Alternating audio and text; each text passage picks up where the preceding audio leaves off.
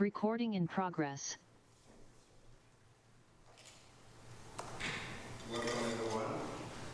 We now call this meeting of the Somerville City Council to order. Pursuant to Chapter 2 of the Acts of 2025, this meeting of the Somerville City Council may be conducted via remote participation. Please know we will post an audio recording, audio-video recording, transcript, or other comprehensive record of these proceedings as soon as possible after the meeting on the City of Somerville website and local cable access government channels, and will be available for future review. Will the clerk please call the roll? This is roll call. Councilor Ewan-Campen. Here. Councilor Link. Here. Councilor Scott. Present. Councilor Klingon. Present. Councilor Strezzo. Present. Councilor Said. Here. Councilor Wheeler. Councilor Hart. Here. Councilor McLaughlin. Here. Councilor Umba. Present. And Councilor Davis. Okay. With 9 members present, we have quorum. Thank you. Pursuant to our Rule 32, let it be known that this City Council salutes the flag of the United States of America, and let us recall our oaths to uphold the constitutions and the laws of the Commonwealth to the best of our abilities and understanding. We'll begin with a moment of silence. Are there any councillors who wish to speak about community members? Councillor Klingon. Mr. President, thank you. I ask that we remember this evening Scott Michael McPherson. He's of Cambridge, but he is somewhat of a relative of mine. So Scott was the cherished son of the late Robert McPherson and the late Barbara Duquette McPherson.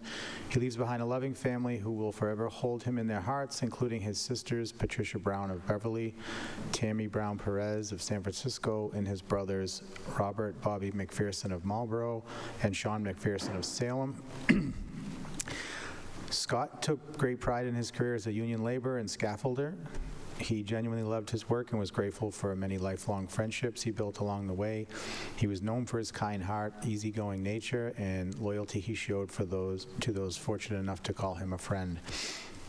Outside of work, Scott found joys in life's simple pleasures. He loved spending time on his boat, trying his luck with lottery tickets, and never missed a daily Dunkin' Donuts iced coffee. Though Scott faced health challenges throughout his life, he met them with remarkable strength, determination, and courage. He was a true fighter who refused to let adversity define him. Scott's memory will live on in the hearts of all who had the privilege of knowing and loving him. His kindness, quiet strength, and unwavering love for his family and friends will never be forgotten. And Scott leaves behind 2 children, my half-nephew, Matthew, who passed away a few years ago, and Scott's other child, his daughter, Jessica Trombley of Methuen, I think. And I ask that we remember Scott in our thoughts and prayers this evening. Thank you. Any other? Councillor Wheeler. Thank you, through the President. I want to recognize the passing of a community member, Fernanda Ferreira, who was for a long time an unhoused individual, did find housing with the help of some of our wonderful local organizations, and passed away recently. Her passing, she was a mother, a beloved community member, and her passing is a reminder of the commitment that we all need to make to the most vulnerable among us. Thank you. Thank you, Councillor Wheeler. Any other? Would everyone in the chamber, who is able, please rise for these individuals?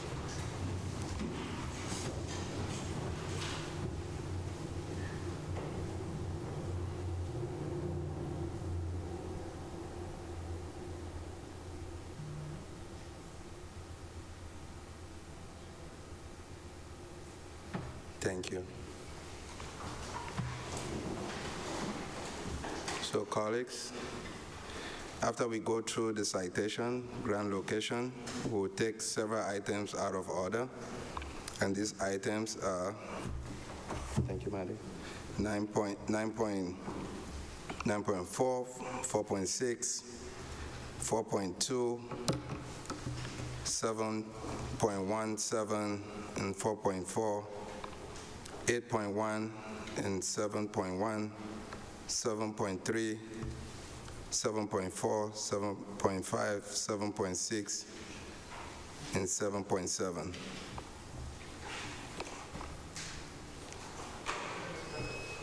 I may, I apologize for this, for not flagging it earlier, but items 4.2 and 4.4 are items that residents are here for, and I don't believe it will take that much time. I don't know if it's possible to take those items out of order. Which items? 4.2 about the Mass Nurses Association, and 4.4 about the Disability Act. Okay. I don't think they'll take that long. Absolutely. And so I mentioned 4.2. We can take 4.4 as well. Yeah, of course. So next item, Madam Clerk. Next item is 1.3, approval of the minutes of the regular meeting of June 11, 2026. Seeing no objection, that item is approved. Oh, so there's an amendment to the item. Yes, there was amendment to Chris Dwan's name. It's spelled incorrectly in the minutes. Yeah. So there's an amendment to, amend the Honorable Dwan, to his correct name. So any objection to the amendment? I think the amendment is approved. And so do we need any, I don't think there's any roll call anymore for that. I don't think so. I believe because we have one member remote, we would have to do a roll call. Okay. Oh, no, never mind. Okay. Just motion to approve the amended minutes.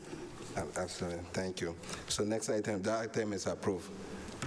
So the next item is 2.1 by Councilor Umba, commending Janine Pagliaro on the auspicious occasion of her retirement after over 38 years of dedicated service.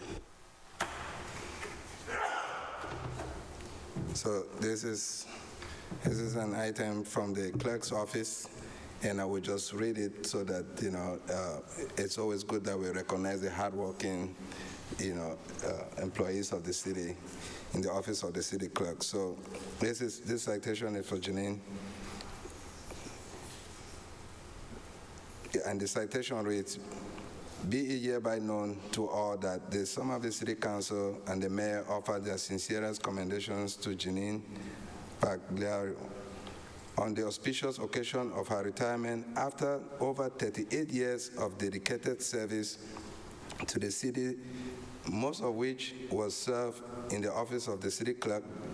She capably served 4 city clerks, along with numerous aldermen, city councilors, licensing commission members, and the public, and was a constant welcoming face in the office. Her calm guidance, expertise, and thoughtful insight were appreciated by those who worked with her." So we congratulate Janine. I don't think she's here today, but we'll hand this citation to her. So the item is approved. Next item, Madam Clerk. Next item is 3.1, Eversource applying for a grant of location to install 7 feet of conduit in Wheatland Street from utility pole 141/2 to a point of pickup at 6 Wheatland Street. This public hearing is now open. Is there anyone who wishes to speak on the item? Mr. President, we have Ms. Jackie Duffy here to speak. Jackie Duffy. How are you tonight?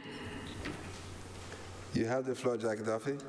How are you? It's Jackie Duffy. Eversource would like to install approximately 7 feet of conduit from pole 14/2 to service 6 Wheatland Street. Thank you, Jackie Duffy. Anyone else who wishes to speak on this item? Is there anyone online, Madam Clerk? You can use the raise hand function if you have anything to say. I am seeing no one, Mr. President. Okay, so this public hearing is now closed. Any discussion on the item? Councilor Strezzo. Thank you, Mr. President. This is in Ward 4, and I'm seeing that actually all of these items, if I may through you to Jackie Duffy of Eversource, Good evening, Ms. Duffy. Good evening. I'm hearing a lot from constituents, not in any of these words, looks like, on tonight's agenda, but having issues with Eversource and the ability to consistently give power and consistent energy with the summer. So as we have these three items on this, has there been any thoughts on how we're going to manage this summer with Eversource and these three items? I don't know what you mean by give power. Give with the outages over the summertime, you mean? Yep. Oh, okay, that's not my area. We're going to have to come back to you on that. Yes, I'm just and here for these three, but I can't bring it back to the division. Yep. And it's Ward 4, you said? actually 6, unfortunately, not 6? on this Okay. agenda. But I will be waiting for an email from you, and Okay. and we can take this offline. Definitely want to discuss this. Thank you. Okay, yep. We've had a lot of outages this summer with all the storms and everything. Correct. I'm not hearing about this in Ward 4. I mean, you have the ward counselor here, but having in Ward 6, and we don't have a Ward 6 counselor here tonight. Okay. Councilor Strasser? Okay. Any other discussion on the item? The item is approved. Next item, Madam Clerk. Next item is 3.2, Eversource applying for a grant of location to install 4.5 feet of conduit in Line Street from utility pole 211/7 to a point of pickup at 62 Line Street. I declare this public hearing open. Is there anyone who wishes to speak on the item? Jackie Duffy, Eversource would like to install approximately 5 feet of conduit in Line Street to provide electric service to 62 Line Street. Anyone online? Is there anyone, Madam Clerk? There is no one, Mr. President. Okay, so this public hearing is now closed. Any discussion on the item? Mr. President. Councilor Scott? Thank you, Mr. President. This is in Ward 2, and I am sad to say, I'm happy to say pole 211/7 is a perfectly fine utility pole. Unfortunately, the very next pole down the street, 211/8, is a doubled pole. It has been for many years. Through you to Ms. Duffy, what is the replacement schedule on pole 211/8? I do not know. I'd have to go back to the division and ask them. Can you give me the poll number again, please? 211/8. 211/8. Okay.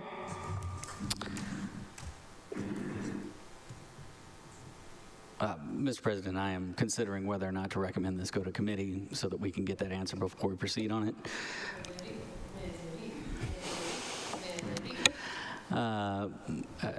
Is this, Jackie, is this to support new construction at 62 Line Street? Yes, it is. Yes, it is. And this customer's been waiting. And you're on summer session too, right? We won't have anything till August? Yeah, normally I would send this to committee, given that we have meetings every 2 weeks of that committee, thanks to the good counselor from Ward 7, but we are about to enter a 6-week legislative recess, and so I don't want to overly burden the homeowner.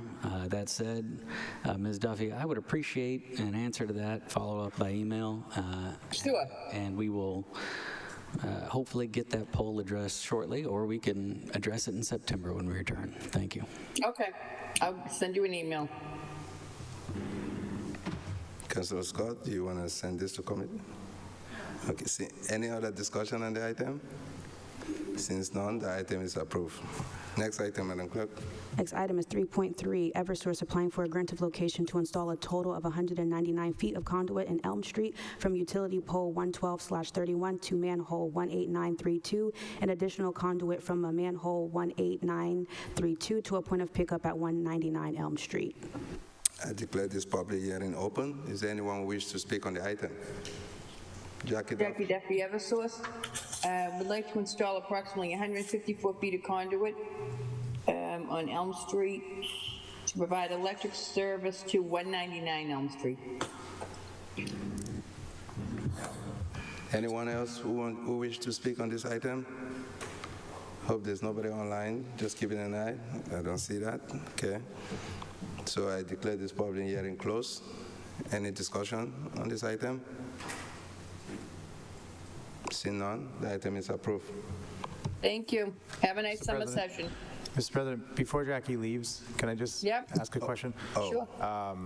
So Councilor I should have, Skinner, we can reconsider the item. thank you, yeah, Mr. President, this would be on item number 3.1. I should have spoke up sooner. If I could just make a quick Okay, comment. so 3.1. So, Madam Clerk, so we'll move to reconsider the item number 3.1. Okay. Can you read the item? Yes. 3.1, Eversource applying for a grant of location to install 7 feet of conduit in Wheatland Street from utility pole 141/2 to a point of pickup at 6 Wheatland Street. So the item is being reconsidered.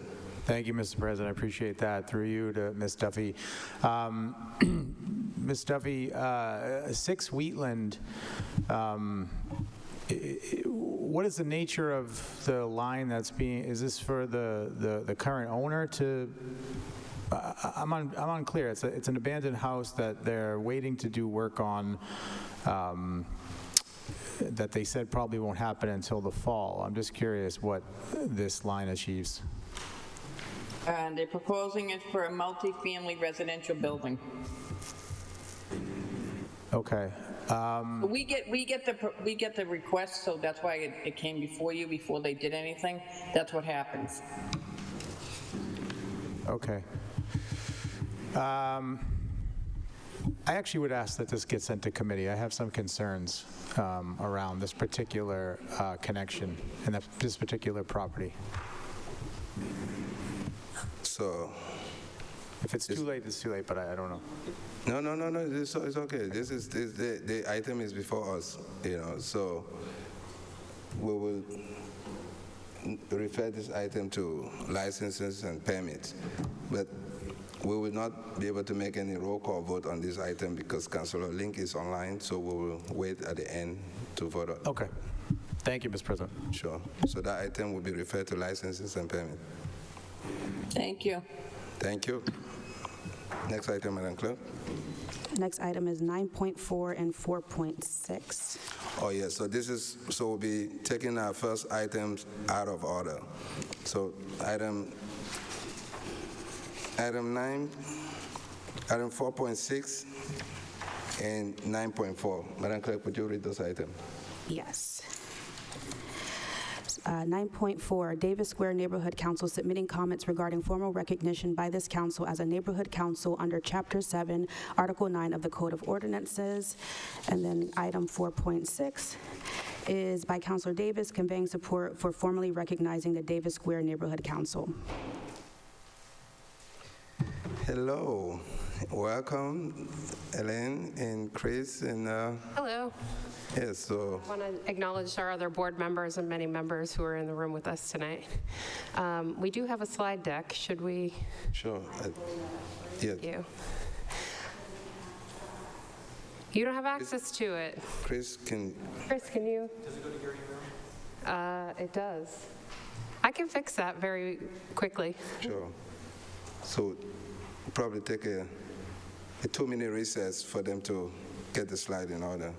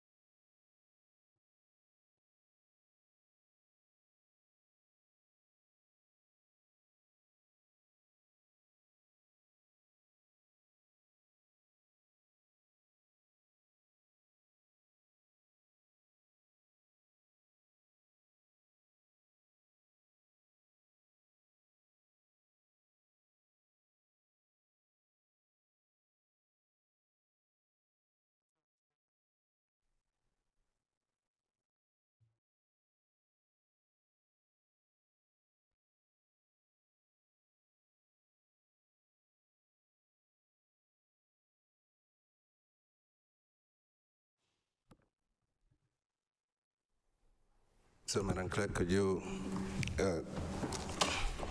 do a roll call vote to reestablish a quorum? Yes. Counselor Ewan Campen. Here. Counselor Link. Here. Counselor Scott. Present. Counselor Klingon. Present. Counselor Strezzo. Counselor Said. Here. Counselor Wheeler. Here. Counselor Hart. Here. Counselor McLaughlin. Yeah. Counselor Mba. Present. And Counselor Davis. With 10 members present and 1 absent, we have quorum. Okay, Ellen, you have the floor. Well, first I want to just say how humbled I am to be here representing the hundreds of members of the Davis Square Neighborhood Council who have come together over the last few years.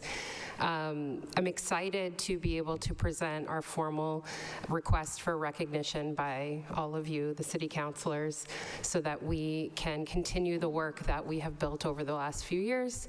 And we put together a presentation to tell you a little bit about how we got to where we are, what we've been up to, and hopefully you can kick the tires a little bit and see that we are worthy of this designation. So I'll be co-presenting with my vice chair and our treasurer as well, so I'll call them up at a couple of points. But I think we can move forward in the slide deck, please.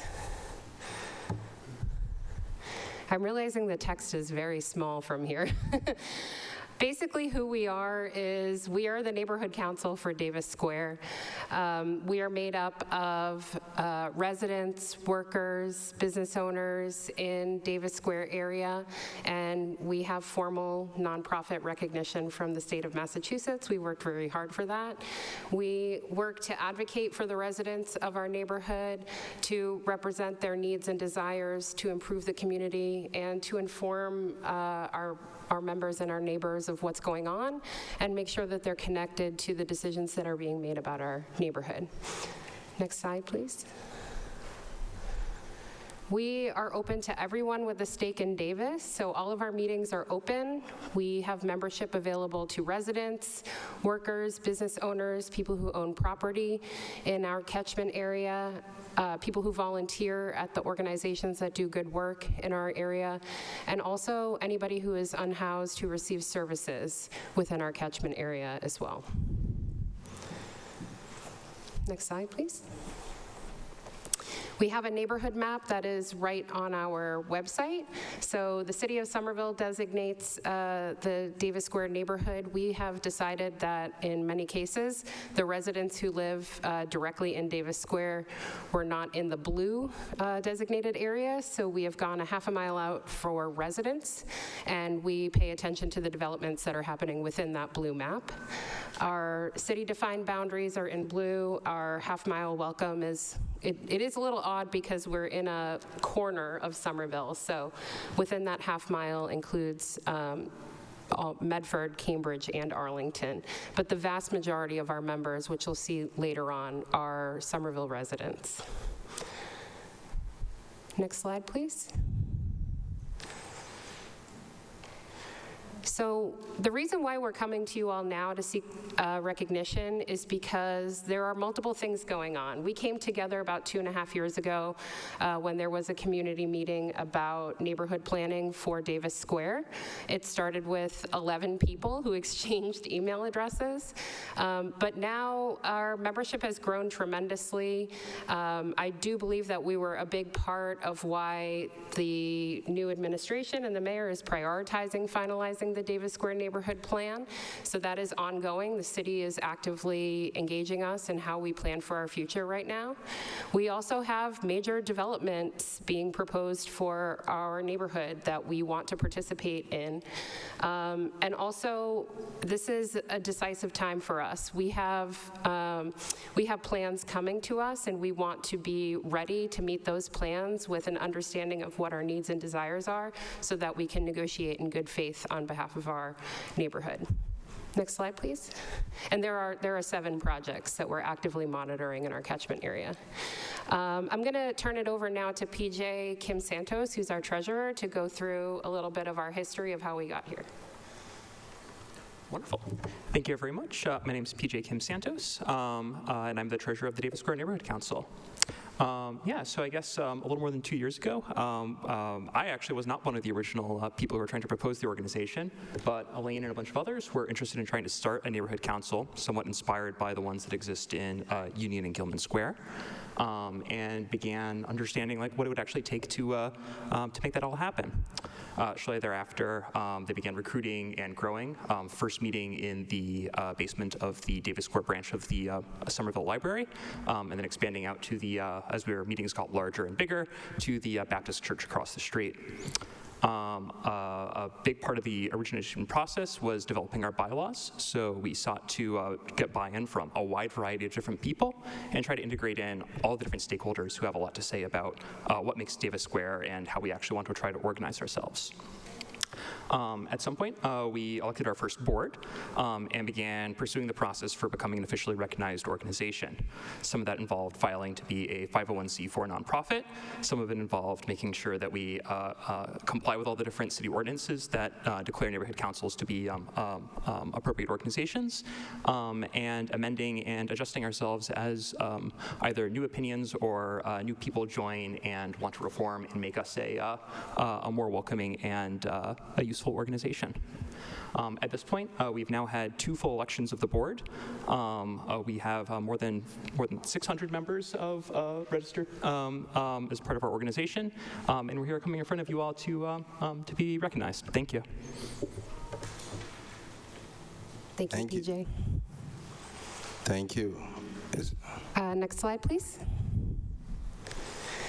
We have a couple photos here. I want you to see our beautiful neighbors that we pass all the time and work with. So we began meeting, like we said, actually our very first meeting was at one of the tables outside of JP Licks in Statue Park. And at the first meeting, everybody got to sit down. That's how small we were. And we have grown tremendously. We very quickly outgrew the West Branch Library. And now we've been meeting in the Crystal Ballroom because there's not really a venue big enough to hold all of our members when we have exciting local news to discuss. Next slide, please. We have public bylaws. They're on our website, like PJ mentioned. We have elected leadership. We have had now 2 elections of our board of directors. This past election, we actually added secure online voting to incorporate more people into the decision-making process, which I think was a learning process for us, but it turned out really well for our members. We also have built-in balance. We have different stakeholders incorporated into our discussions, and we have a lot of different opinions. We have a diverse community, and we try to conduct ourselves by listening to all the different opinions we have in a neighborly fashion, discuss those things, and come to consensus on them. Next slide, please. Here's our board of directors. Most of them, I think, are here, except for one. He had a conflict. Don't think we need to spend time on that. Next slide, please. We've also done a tremendous amount of outreach into the community, and for the outreach and membership section, I'm going to call on our Vice President, Chris Beelan, to discuss this.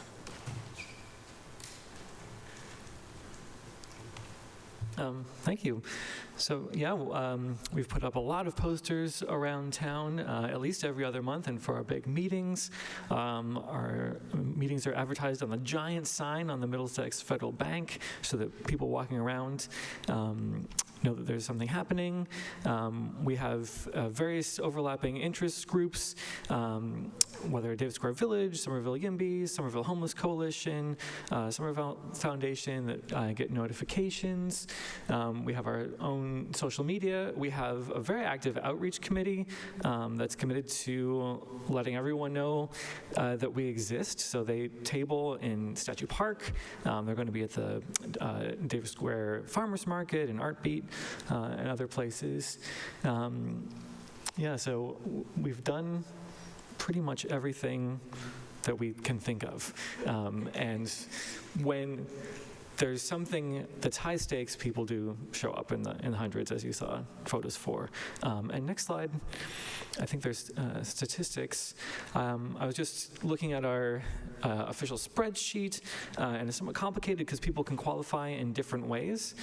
So we have 642 verified voting members right now, and as Lane said, the vast majority are Somerville residents, 567. There's a handful of Cambridge residents. The Cambridge border is only 1,000 feet away from the main Davis Square intersection, and in the outlying areas, some 4 residents of Medford and 2 of Arlington, and then dozens and dozens of business owners and workers, some volunteers, a few people that have taken a strong interest in the square and have been approved by the board. Next slide, please.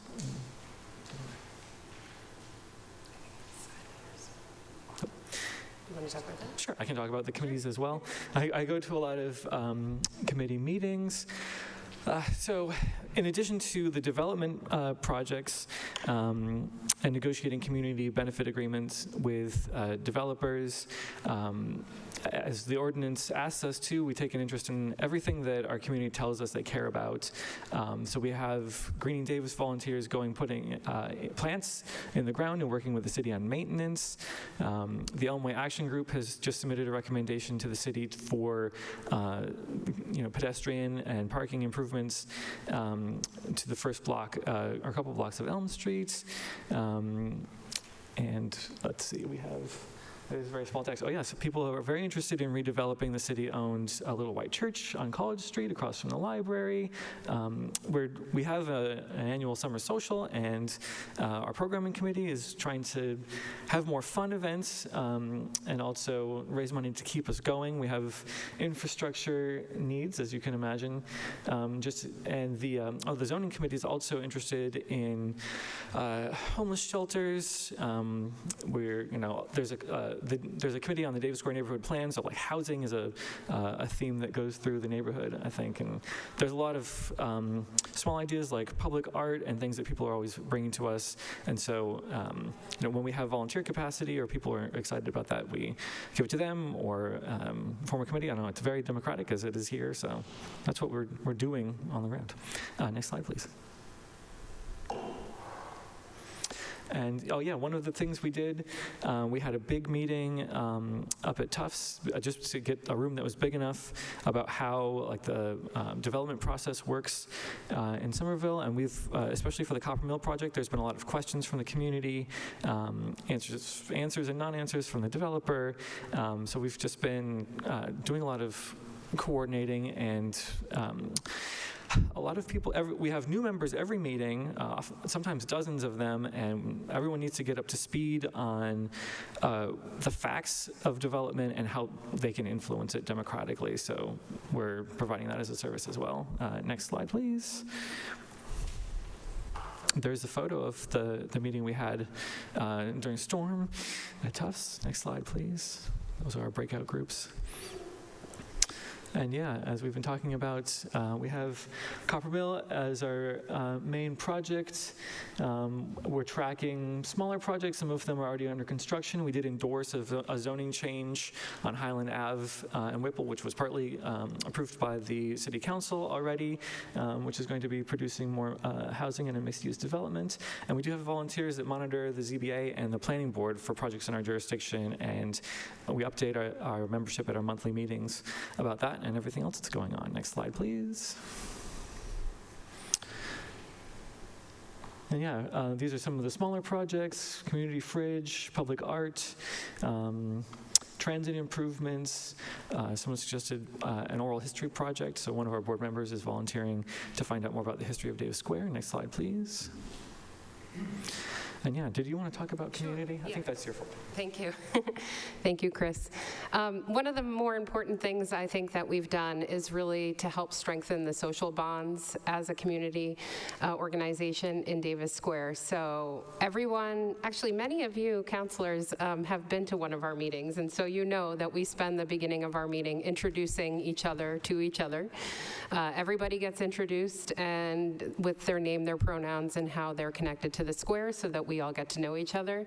We make sure that we have a social after all of our business meetings, and truly I think that's where the real work gets done, where neighbors talk to each other and discuss what their ideas are. And we are, like Chris said, trying to have more fun together. So last year we had a really wonderful community social at Sacco's, and we're planning another one for July 20th. It's free bowling, free pizza. It is cash bar. Sorry, we can't do that for you, but please join us. It's a great way to just have fun and get to know your neighbors better. So we are actively building the social bonds of our community as well. There's not much left, so I think, next slide. Yes, we are open, public, and easy to join. One takeaway from this is that we actually we've been hosting monthly member meetings. They're on a regular schedule. They're posted widely. They're open to anybody, even if you're not a voting member. And we also have a new member welcome handout that we give out at each meeting. We anticipate new people coming and not knowing everything, and we want them to get up to speed. So we are proactive about that. Next slide. And that's it. We respectfully ask the Somerville City Council to grant us recognition. We know there's additional steps in this process. Like I said, we're looking forward to you all kicking our tires and making sure we're doing a good job, open to suggestions. It's our understanding that the next steps are referral to committee and a public hearing, and we're looking forward to that. Thank you. Thank you, Elaine.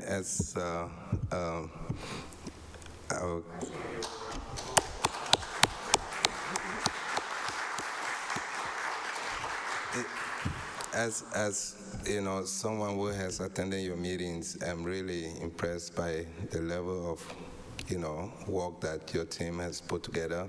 You guys have activated the entire Davis Square neighborhood.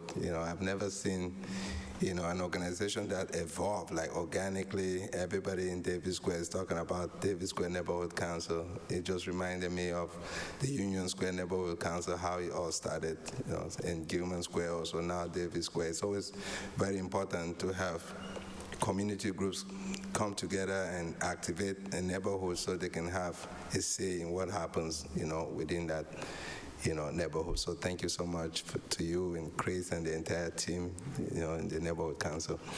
So with that, I will, ask if my colleagues, so Councilor Ewan Campbell. Thank you, Mr. President. Through you, I just want to shower you all with praise as well. Forming the Union Square Neighborhood Council, that was really the first community process that I was ever involved with politics. And it was really, really hard, and it took an enormous amount of work.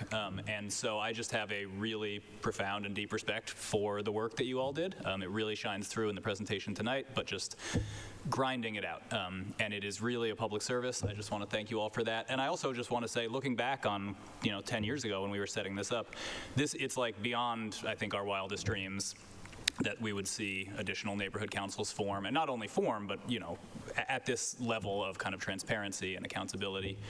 And I also just want to note, for the public, I think we often get a lot of questions, what is this process of recognition? I do think it's important to just say, this does not confer any magical or legal powers on any group of people. They can get together and start calling themselves a neighborhood council, right? Anybody can do that at any time, and they have the same legal authorities that any other group of people has. What this does is this is just a way of saying the city council, as you said, has kicked the tires. That this is not an exclusionary group of people. This is not a group of people that they just get together and make decisions, in a one-off way. This is a democratic group. This is a group that has bylaws, that has elections, that actually does the work to do outreach, that has open meetings. So what we're doing here is kind of just a stamp of approval that this is not just a group of people that's going to say it's our way or the highway. This is a group of people that's actually going to listen to the neighborhoods. So I'm very much looking forward to recognizing this group. I look forward to the public hearing, and thank you all for the work you've done. Thank you, Councilor Ewan Campbell. Councilor Hart, Councilor McLaughlin. Thank you, President. Through you to Elaine and the rest of the Davis Square Neighborhood Council, I also want to just appreciate all of the work that has been done, just hours and hours and hours of work, I know, and beyond over the past couple of years. So I really appreciate your dedication and commitment and just all of the hard work, as my colleague said. So thank you. Thank you, Councilor Haas. Councilor McLaughlin. Thank you, Mr. President. I also appreciate all this hard work from the community so that we don't have to do the work. You're welcome. we are representatives of the community, and we're expected to represent the interests of the neighbors. It's not possible to always know what everyone wants at all times, and that's why it's great to have these neighborhood councils to do the really heavy work of figuring out what the community actually wants. We've seen it work out great in Union Square. It's working out very well in Gilman Square. I'm trying to help people get one started in East Somerville, but I'm not in charge of it. It's the community that is in charge of it, which is what I love about the neighborhood councils. And I'm sure we all know that this got a little expedited because of the Copper Mill development, and Davis Square has been long overdue for a neighborhood council. So this is a great opportunity, and I'm going to be happy. Like, I represent the other side of town. I grew up outside of Davis Square, and people, when I'm knocking doors talking to them, everyone wants to talk about that 26-story building. Whether they're for or against it, that is the subject, and it's going to be great for people to have an outlet to actually voice their opinions on it in the neighborhood council. So I look forward to approving it as well. Thank you. Councilor Klingon. Thank you, Mr. President. Just to pile on, thank you all so much for all the work that you put into this. It's very impressive. What I really want to say is that I feel like this is sort of part of the legacy of those of us that got on in 2018 as far as in this ordinance, as far as codifying neighborhood councils. As Councilor Ewan Campen said, I also was in the early days of the Union Square Neighborhood Council, or Union United. It was before it was the council. But the point is that before that, people felt like development happened in a vacuum and you needed to use the courts, maybe like they did at Mystic View Task Force. We are getting better projects. We are a better city because of residents that step up and create these councils like you all have. So I just want to thank you and look forward to seeing you all do the work. Thank you, Councilor Klingon. Councilor Strezzo, then Councilor Scott. Amen. Congratulations through you to Ms. Elmquist, thank you, and to the Davis Square Neighborhood Council, thank you. I know it's a lot of blood, sweat, tears, and love. And I remember a time not long ago where Davis Square was really sleepy and much to be desired of connecting people, and a lot of community going on in pockets, but not like this. And whenever constituents come to me and say, I have a feeling or I want to get more connected, I always guide them to you, Davis Square Neighborhood Council, or what's about to become even stronger, stronger than even what you are now, to say, well, do something about it. Everybody can have thoughts and feelings, and what are you going to do about it? How are you going to engage with the community? How are you going to get involved? And those things matter. So with that, happy to get this, to enjoy this moment, and happy to go forward with the next steps and see where we go from there. Thank you, Councilor Strezzo. Councilor Scott. Thank you, Mr. President. I will save my effusive praise for a future meeting because we have more meetings to be had on this topic. Although I will certainly congratulate the Davis Square Neighborhood Council on this submission, this very thorough submission, and thank the members of the Union Square Neighborhood Council, past and present, for bringing us to this point. I anticipate holding a public hearing on this public communication, similar to as was done for Gilman Square and for Union Square Neighborhood Councils. I would like to do that at the first available opportunity after our recess. Our next meeting is on August 27th. That would put the next Legislative Matters meeting on, if we followed the regular cadence, on September 1st, which I understand is a date of heightened importance and great public interest, at least for 3 members of this chamber. So perhaps I can prevail upon the Chair of Finance and we can find a way to make a different date for that. So date pending, but I anticipate early September for this public hearing. Thank you. Thank you, Councilor Scott. There you have it. Councilor Said. Yeah, through you, Mr. President. Thank you so much for being here tonight, for the presentation, and for all the work you have been doing. This is truly inspiring, and I'm very excited for this to take off, and to see the community, getting organized, around issues and figuring out what's best for Davis Square. Thank you. Thank you, Councilor Said. Councilor Wheeler.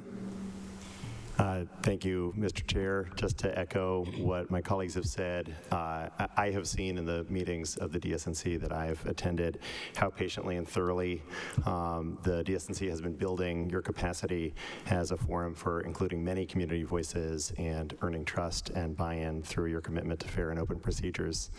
I really feel like this level of civic dedication, it's a real reflection of something special in Somerville, and I wholeheartedly support our moving forward with our processes around considering this seriously, hearing from the public, and I hope that ends with recognition and full steam ahead. Thank you. Thank you, Councilor Wheeler. I see an enthusiastic member of yours also that, Thank you. Please introduce yourself for the record. Hi, my name's Edward Wall. I'm at 80 Winslow Avenue, just off of Davis Square. My wife has been here, and I've lived here for about 4 years right now. And Davis Square is really a major center of our activity. And we walk through there, we go to the restaurants there, we get coffee and pastries, and we see a number of you there from time to time. And we've now been involved in helping people get elected and involved in other activities. And in fact, as I pointed out to Ben, you and Kaplan, I even saw a barred owl on the park, on the walk one day, and I sent you an email or a picture of it. So one birder to another. I got involved in Davis Square about, a year and a half ago or so. And during that period of time, we have grown from really the start of the first of this year from about 150 members to over 600. And what that has done is that has created a very different organization than the 10 or 11 that met in October 2024, who met with Tom Galligani, I think Elaine might have been there, Alan Dana, and a number of other people, when the issue, and Andrew Flynn, when Andrew Flynn came to the group and said, what do you want? And it turned out at that point that that's where the 26-story tower building idea arose. And since that time, there's been a major change in the membership of the organization, where we now have probably over 400 new members this year who have a vision of Davis Square that they want to share. And right now we're dealing with, I'm looking forward to having this go to the Legislative Committee to go ahead and thrash through the compliance issues and also deal with a number of issues we're wrestling with right now, which is how many people do you need to have to vote and attend a meeting to go ahead and do something? Right now, the quorum provision in this bylaws is 8. And a majority of 8 could go ahead and appear and pass something. Given the fact that might have been good for when the membership was of 50 or 100, but it's not appropriate for a membership that is now over 600 people. So there's a debate right now going on, and that debate should be resolved so that so that we meet the real intent of the statute here, or the ordinance, which seeks a broad participation, active participation in the decision making. And so this whole debate we're having right now about quorums and voting and how many it takes to appear at a meeting in order to have a vote on a bylaw, on a benefits package, or how many do you have to have at a meeting to vote on a bylaw change? Can't be 8 anymore. It's got to be something different. And so we're working through that right now. So I'm glad this is going, and I understand it's going to the Legislative Committee, and that gives us the time to go ahead before this board to wrestle with these issues, which we're wrestling with right now. Some are going to come up at the end of January, end of June, end of July, the next meeting, in terms of how many you need to vote to pass a benefits committee. And then there's another whole issue of how do you deal with assuring that a large number of the membership of this greater, Davis Square neighborhood take place and have an opportunity to take place. And it's up to the board. I'm on the bylaws committee. I was on the nominating committee. I've been a member for a period of time. And we have to make sure that we go out there to the community and not only get people interested, but keep them interested. And that means having a vibrant affair. And the more people we have, and the more people we have in the actual decision-making in Davis Square will make Davis Square more vibrant. So we need that activity. And we have 600 people now we have to engage further, and we need to go ahead and figure out how to do that through these bylaw provisions and these quorum provisions. Because when the bylaws were passed, they didn't have as many as people we have right now. We have now many, many more. So we need this several months over the summer to go ahead and work these things through, and work then with the ordinance committee in September, I guess, has been the next meet, and then come back. And I look forward to the day when we have that sorted out and have this organization approved. I've enjoyed tremendously working with this group. It's a great group of people. And as we grow and get bigger, and we have a new board right now, different people on the board, it gets even more vibrant. And it's exciting to go ahead and see this come out. And now to participate in the Davis Square Neighborhood Plan, and then incorporate the DSNC in that process, as well as other organizations like Davis Square Village and the Davis Square Foundation, and other organizations get involved in this process, many of which are part of the 600 that haven't had the opportunity to be involved as I have had now over a year now. So we have to integrate those people and get them involved. So really appreciate the opportunity for this meeting tonight, and to hear about this exciting development that I didn't author, but I've been part of, and has excited me and my wife, and I've gotten to know and talk with various councils about this. So we look forward in the fall having hopefully a public hearing, so you can see the people who were affected by Davis Square, who they are, hear from them, and take your measure of who they are, so you can then consider the approval of this as a neighborhood association. So thank you very much for the opportunity to be here, and thank you for your attention. Thank you, Ed. Seeing no further discussion on this item, we will refer this item to legislative matters. Thank you so much for all the work you've done for the Neighborhood Council. Thank you. Councilor Strezzo. Not on this. I think we should acknowledge that there's an issue with the closed captioning for anybody either online or in the room, and that the clerk and city staff are working to fix that. Okay. And with the vendor, from what I understand, and it's still ongoing. Thank you for bringing that up. Is that? Okay. Thank you. Next item, Madam Clerk. It's 4.2 here. So we'll move to 4.2. Yes, by Councilor Umba, Councilor McLaughlin, and Councilor Ewan Campen, in support of the nurses and healthcare workers of Mass General Brigham Home Care and Brigham and Women's Hospital. I don't see, okay, everybody, Councilor, the whole council wants to sign on this item, so wonderful. So I will yield, and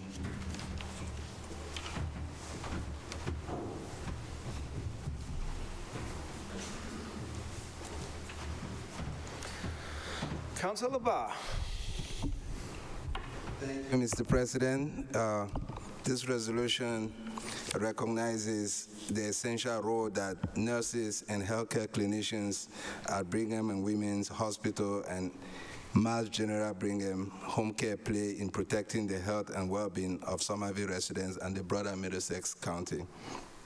And the resolution also encourages Mass General Brigham to negotiate in good faith and reach agreement that value the expertise and dedication of frontline healthcare professionals who provide compassionate care to our community members every day. So I would want to sponsor, they are all here, my friends Shannon, Vera, and Karen Esty, to speak to this resolution. Councilor Barr would like to sponsor 2 speakers. Seeing no objection, you have the floor. Please give your name and identify yourself. Hi, I'm Shannon Vieira. I'm a nurse and chair of the Home Care's Bargaining Committee, and this is Karen Esty. Hi, I'm the speech therapist with MGB Home Care and the secretary of our union. So we are on day 2. We just wrapped up day 2 of a strike. We authorized a 7-day strike. We have been negotiating for our first contract since March of 2025, and Mass General Brigham has refused to come to the table on key issues that we're facing. I myself have actually provided care for patients in Somerville many times over the years. I've worked with Mass General Brigham for 12 years now. And we are looking for really basic things. We're looking for productivity metrics that allow us to work our 8-hour day and be done at the end of the day. Currently, we take home 2, 3, 4 hours of work with us every night, depending on our caseloads. We're looking for caseload limits related to how many patients we can safely care for. In home care, there's no limit to how many beds a facility has. In the hospital, you're limited to how many beds you physically have. In home care, everybody comes with their own bed. So we are asking management to implement limits so that we can safely provide care for our patients. When nurses and therapists have 30 or more patients on their caseloads, these patients need to be seen 2 to 3 times a week usually. It's unmanageable in a 40-hour work week. So we're asking for that, and we're asking for competitive wages. We are unable to retain qualified clinicians in home care because of the work-life balance issues, but also most of our clinicians, a lot of our clinicians are working second jobs to maintain their quality of life. We currently cap out at a wage of about $35 less than hospitals like Brigham and Women's and Mass General, which Mass General likes to continue to tell us we're all one system, but yet they won't pay us the same. So we really appreciate your support. We saw a lot of you today at our picket. We really appreciate it. Yes. And, you know, over the years, like, we haven't been able to have even cost of living increases. So we get a standard raise every year, and meanwhile, our CEO has had her pay increased by 40% in 4 years. Ours have increased 2.5% every year, so, and no more. One of the really important issues for us is truly that patient care aspect of things, and the way that we can manage that is by capping our caseloads and getting that productivity language into the contract. We don't feel like anything we've asked for has been outrageous, and the resistance we're meeting is truly frustrating. And I do apologize about my voice. I've been screaming for 2 days. I mean, I've been screaming for 20 years, but 2 days in a row. The support that we've had from Somerville City Council has been outstanding, so we really can't tell you how much we appreciate it. Mass General is really trying to union bust, not just us and Brigham and Women's, but we've had multiple new unions formed within Mass General Brigham in the past several years. The primary care doctors formed a union, the residents and interns have formed a union, occupational health nurses have formed a union, and there are more to come, and this is them trying to say, no more unions, we're done, we're not going to let you win. So having you behind us really shows that we are unstoppable and we won't give up. Yep. And our PTAs, our LPNs, and our CODAs and phlebotomists actually just unionized too. So we are excited for them. We're happy to support them. Yeah. So, thank you. Thank you.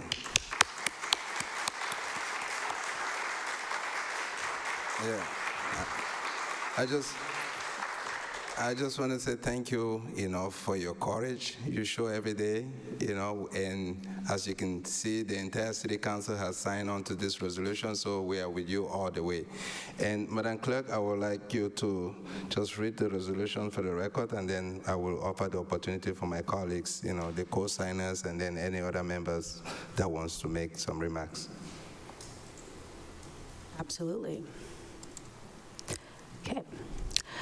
Whereas nurses are a fundamental resource for a healthy community, and whereas MGB Home Care and Brigham and Women's Hospital are essential providers of health care services for the residents of Somerville and Middlesex County, and whereas registered nurses at BWH have been engaged in contract negotiations with Mass General Brigham and are seeking a fair union contract that protects patients from providing competitive cost of living increases, affordable health insurance choices, and safe limits on temporary staff to protect high-quality patient care.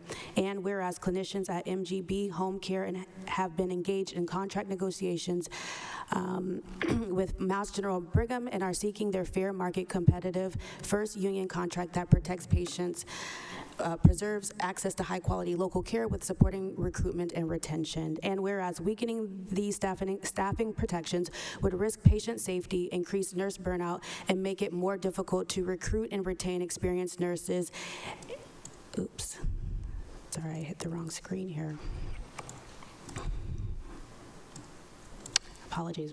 Whereas the community depends on BWH nurses and MGB home care clinicians to provide high-quality, compassionate care to neighbors, families, and residents across Middlesex County, and whereas a fair contract and support staffing, wages, and working conditions will strengthen patient care and help ensure that healthcare services remain accessible locally, now therefore be it resolved that this council supports the efforts of the clinicians of MGB home care in securing a fair, market competitive, first union contract and supports recruitment and retention and protects access to high-quality patient care and provides, sorry, my computer's freezing here. And recognize the standards for safety of working conditions, and be it further resolved that this council also supports the efforts of the nurses of Brigham and Women's in securing a contract that supports recruitment and retention of nurses by providing competitive cost of living increases, affordable health insurance choices, and safe limits of temporary staff to protect high-quality patient care. And this council encourages Mass General Brigham to negotiate in good faith to reach such agreements, and be it further resolved that a copy of this resolution shall be delivered to the CEO of Mass General Brigham and chair of the MGB Board of Directors, the state and federal legislative delegation representing Somerville, and any other appropriate stakeholders. Thank you, Madam Clerk. Councilor McLaughlin. Thank you, Mr. President. As the council who represents Assembly Row, that is where Mass General currently is, I always try to support organized labor, but in this particular instance, I feel doubly obliged to support it because some of you may remember when Assembly Row was first built, we were very excited to get Partners Healthcare to come into Somerville because of the potential tax revenue we would get. Because of the way the deal worked, where they rent the space instead of own it, we ended up missing out on a big bonus for the city of Somerville. So to hear that now it's Mass General and that they're not paying their nurses and we're not getting our cut either, and you're getting to operate as a for-profit organization basically when you are a nonprofit. They're operating as a Fortune 500 company with a nonprofit status. So this is what bothers me the most when it comes to places like Mass General, Tufts University, Harvard University, all these places that have billions and billions of dollars, and they can't pay the people who are doing the work. I go to the hospital, I am almost always treated by a nurse. People get home care, they're being treated by a nurse. You can't see a doctor half the time. It's the nurses doing all the work. This organization would not exist were it not for nurses. So I expect them to treat their nurses the way that they should and pay them what they deserve. Thank you, Councilor McLaughlin. I know the right word for it, greed. Councilor Ewan Campen. Thank you, Mr. President. Through you, thank you all so much for being here. You know, myself, everyone here is 1,000% with you. As you mentioned, has been on the picket line, will be on the picket line. I just want to say it's just a shameful day in Boston, in Somerville, one of, if not the largest employer in Somerville, mistreating nurses and healthcare professionals to the point that they're walking out and then they're locking them out. It is just profoundly disgusting. But this is also incredibly inspiring because you all are showing the way that we fight back. This is happening. This is not just happening, right, in the healthcare space. This is in every sector of the economy. You know, people leading these companies are screwing over workers, and this is the way to fight back. So thank you for the leadership that you're showing. We have your back 100%. We'll be with you until you guys win. Thank you, Councilor Yuan Campbell. Councilor Klingon. Thank you, Mr. President. Through you, I just want to thank the healthcare professionals who came up. I was proud to walk the picket line and speak to them yesterday. I know it's been noted that partners, or formerly partners, is now MGB, Master General Brigham. And one of the things I mentioned to the healthcare workers yesterday was the fact that when they merged, that same year, they did not give many nurses who were non-union at the time, my landlady was one of them, they did not give them their bonus. They said they had a tough year. They gave them cookies and thank yous. And, that's the type of thing that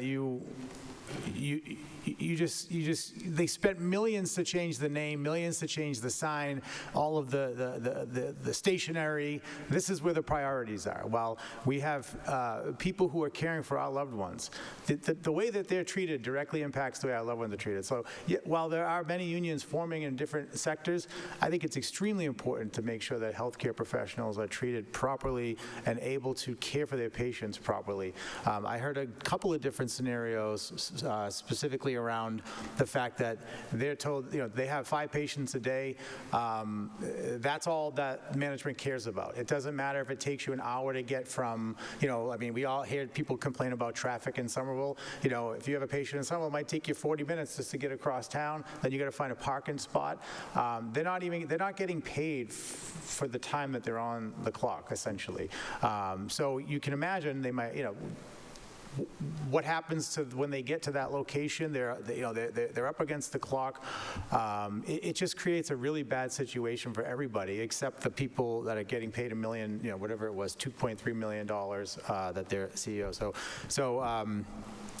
I'm happy and proud to stand with these healthcare professionals, and I, had the opportunity to speak to some of them yesterday, specifically around the fact that some of these acronyms, like LPNs, I know what that one is, but for instance, speech language pathologist, until you have somebody, maybe an elder or a child with a disability, you don't realize, you think that that's just, simply about helping somebody, speak properly. But when my father was going through dementia care before he passed, it was the speech pathologist who helped him to be able to make sure he could swallow food. As we know, many people with dementia end up essentially aspirating because they lose the ability to swallow. And so those people gave him the utmost care. And so I just think that, until you have that up close experience, you don't realize that, these people are the ones going to people's homes, caring for them in their homes so that they can stay in their homes. So shame on Mass General Brigham. And, I stand with these healthcare workers, I stand with the nurses, I stand with labor always, and we have your back. We will continue to have your back, so thank you. Thank you, Councilor Klingon.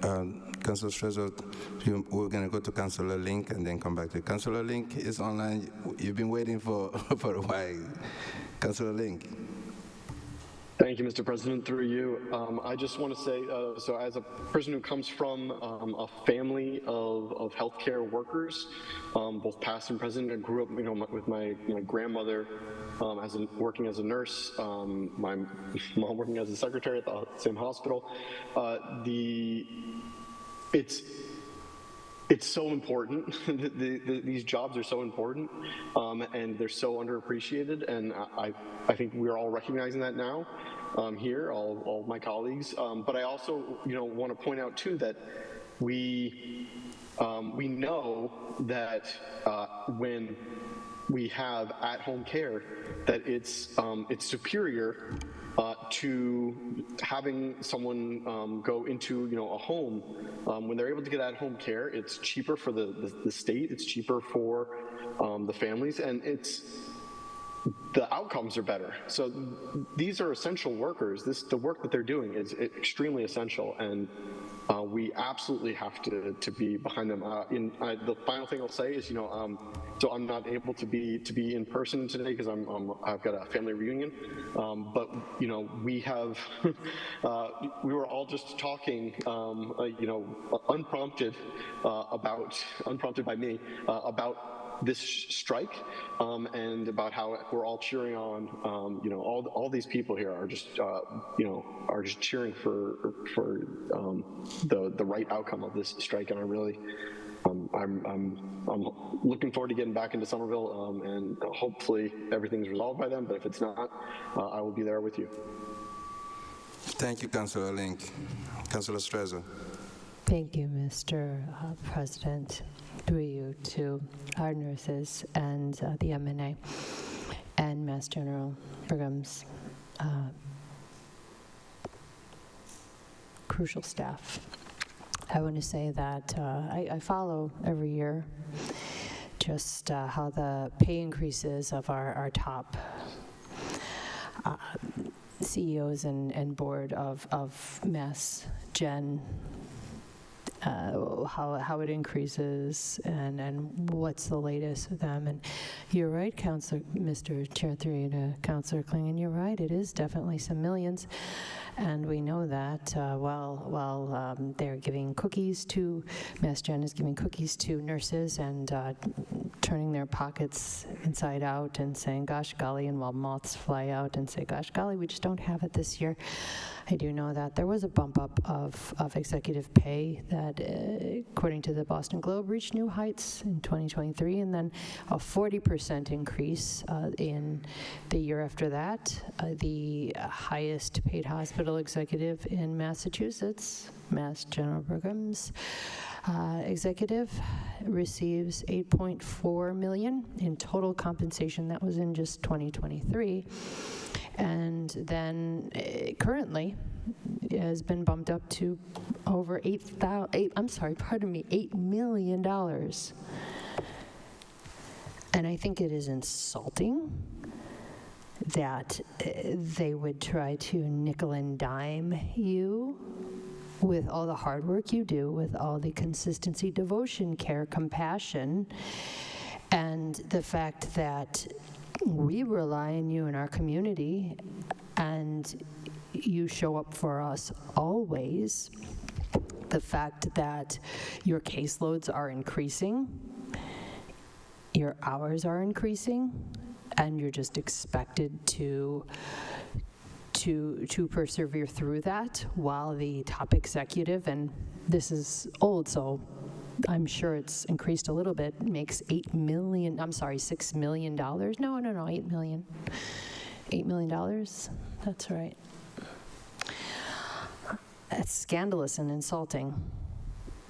It's an insult to you, it's an insult to the patients, it's an insult to our community here in Somerville. We absolutely stand with you. I was proud to be there talking with you there. I'll be back again to talk with you and stand with you and walk with you. And we all will here in Somerville. Thank you. Thank you, Councilor Strezzo. Thank you. It's really a shame that we have to sit here and be talking about this. This is like just basic stuff. Investment in healthcare worker, it's just an investment in patient safety, like quality care and a strong local healthcare system. So that is like basic fundamentals. Councilor Said. Very shameful indeed, Mr. President. Through you, I just want to take a moment to thank you for being here today after 2 long days on the picket line. I was there today. It was like 90+ degrees. And just to say, as my colleagues have shared, we're with you there. We're with you all the way. And I just want to share today when I was on the picket line and, hearing the stories from the nurses, literally everyone, despite their working conditions, the challenges in their working conditions that we just heard about, all they were talking about is their patients and how worried they were about them. And these patients are our community members, our neighbors. So again, thank you. Further discussion on this, Councilor Klingon? Mr. President, brief recess to take a solidarity photo. Sure. Some of I know some of these nurses, I talked to one of them particularly yesterday, came pretty far to be here. Absolutely. This council will stand in recess for 5 minutes. Thank you.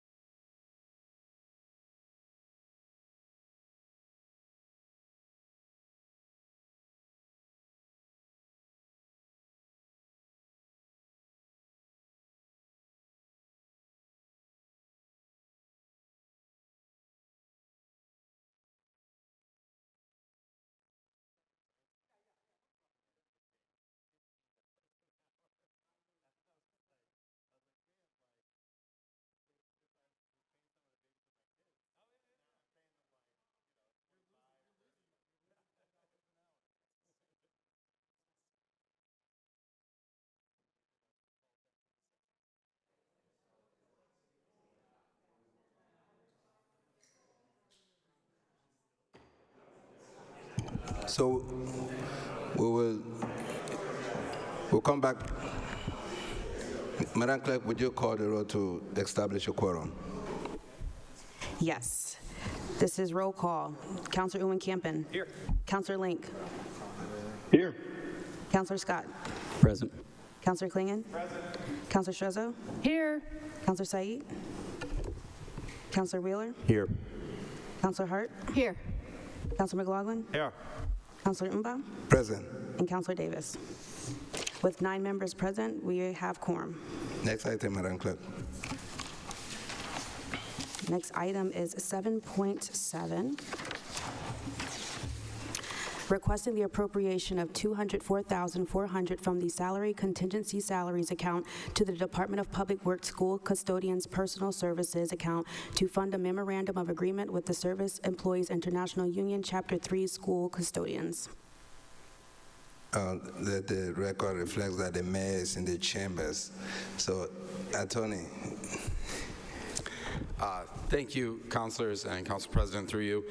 We're seeking funds to would you introduce yourself, please? Oh, yes. Matt Sirigu, Assistant City Solicitor, Labor Council. We're here to seek funds to fund the fiscal year 27 costs associated with the collective bargaining agreement reached with Local 3. This is the union that represents the school custodians. They work in our schools every day. They are city-side employees, but they are school custodians. This contract is a 3-year contract covering fiscal years 26, 27, and 28. In fiscal year 26, they're going to move to a new salary scale that will achieve equity or parity along with the SMEU custodians, building custodians. Then in fiscal years 27 and 28, we'll have 2% COLAs in each of those years. Along with those financial components, there's a conversion to a vacation accrual system and a vacation payout for those with high vacation balances, similar to other items we've had with other bargaining units recently. And the contract also includes some additional staffing flexibility to allow us, the DPW, to better address the changing needs in the East Somerville school and various schools. So we've created a swing shift, and we've increased the number of floaters, and the group is just really there to work with us to help achieve the goals of the schools in maintaining a safe, clean, secure environment. So with that, I'll be happy to answer any questions the council has. Thank you. Any discussion on this item? Councilor Klingon. Through you, Mr. President, no question. Just happy to, always happy to fund a union contract and give people their money. And congrats and thank you for your patience, gentlemen, who came up here and for this and waited. Any question for Attorney Sirkis? Councilor Wheeler? Thank you, Mr. President. I'm excited to see this agreement. It sounds like a wonderful coming together, and I'm glad to get these funds to people doing hard work for our schools. Just a question about sort of procedure for tonight. I gather that this is something that the administration is interested in having immediate action on, if possible. And if so, is that something that you might speak to the value of doing that now? Certainly, Council President, through you, yes, the administration is seeking immediate approval. The value is twofold.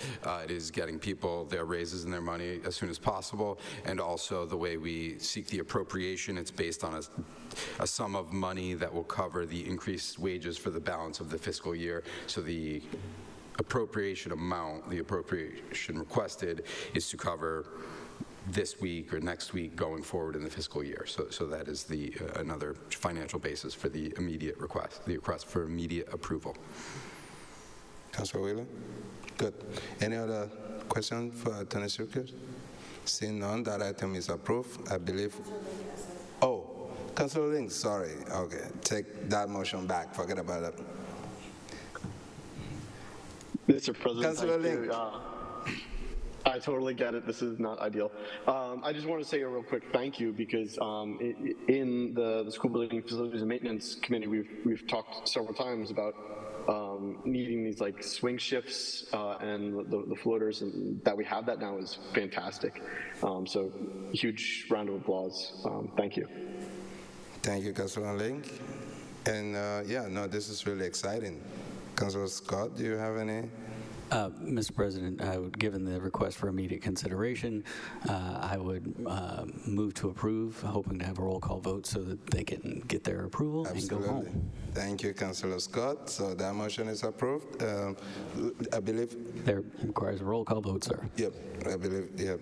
Clerk, would you do a roll call vote, please? This is roll call on item 7.7. Councillor Ewan-Campen? Yes. Councillor Link? Yes.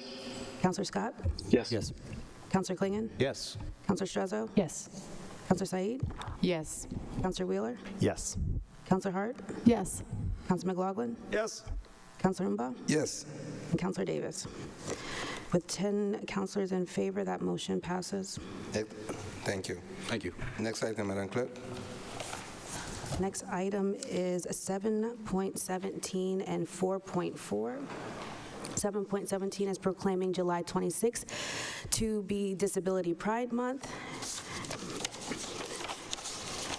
And then 4.4 by Councilor McLaughlin and Councilor Klingon, reaffirming this City Council's recognition of July as Disability Pride Month in light of the recent Supreme Court rulings and legal memorandum on the Olmstead decision from the Department of Justice. Mr. Mayor. Thank you, Mr. President. Through you, Honorable Council, Honorable Dwan. You've heard me say this a lot, that everybody deserves to feel pride in who they are, where they come from. Unfortunately, society seems just hell-bent on making folks with disabilities, feel devalued, feel less than. That's why it's so critical that we have events like Disability Pride Month, which is July. We need to make sure that people feel seen, feel heard, feel valued, feel like they matter. And in Somerville, that's part of who we are. So I was thrilled earlier today to be part of a ceremony raising the Disability Pride flag out there. The Commission for Persons with Disabilities put together a really, really great ceremony. Councilor Wheeler and Councilor Strezzo were part of that. Councilor Strezzo spoke on behalf of the council, and it was a fitting occasion. So. Really happy to proclaim this month, Disability Pride Month here in Somerville, and just really appreciative of people who do that fight every single day to make sure that we're living up to our values. Thank you. Thank you, Mr. Mayor. Councilor McLaughlin. Thank you, Mr. President. Glad the city is on top of this already, and I wanted to submit the basically similar order, which is the positive side is recognizing this month, but there is an important issue that came up recently with the federal government regarding the Department of Justice and the previous Supreme Court decision on the Olmstead decision, which made sure that there was to prevent unnecessary segregation of persons with disabilities. The DOJ decision is ruling that a lot of the rules that the Supreme Court already decided apply throughout the country may not apply to certain states. And this is very concerning, undermines a lot of the work that's already been done for decades now. And we've been a worldwide leader on addressing disability issues in this country. So I wanted to raise that up and not only just recognize it, but also think about what we have to do as a city in order to compensate for the loss we may have on the federal government level. I was hoping to sponsor Disability Commission member Holly Simone to speak for a moment so she can give a better explanation about what's happening. Holly Simone, you have the floor.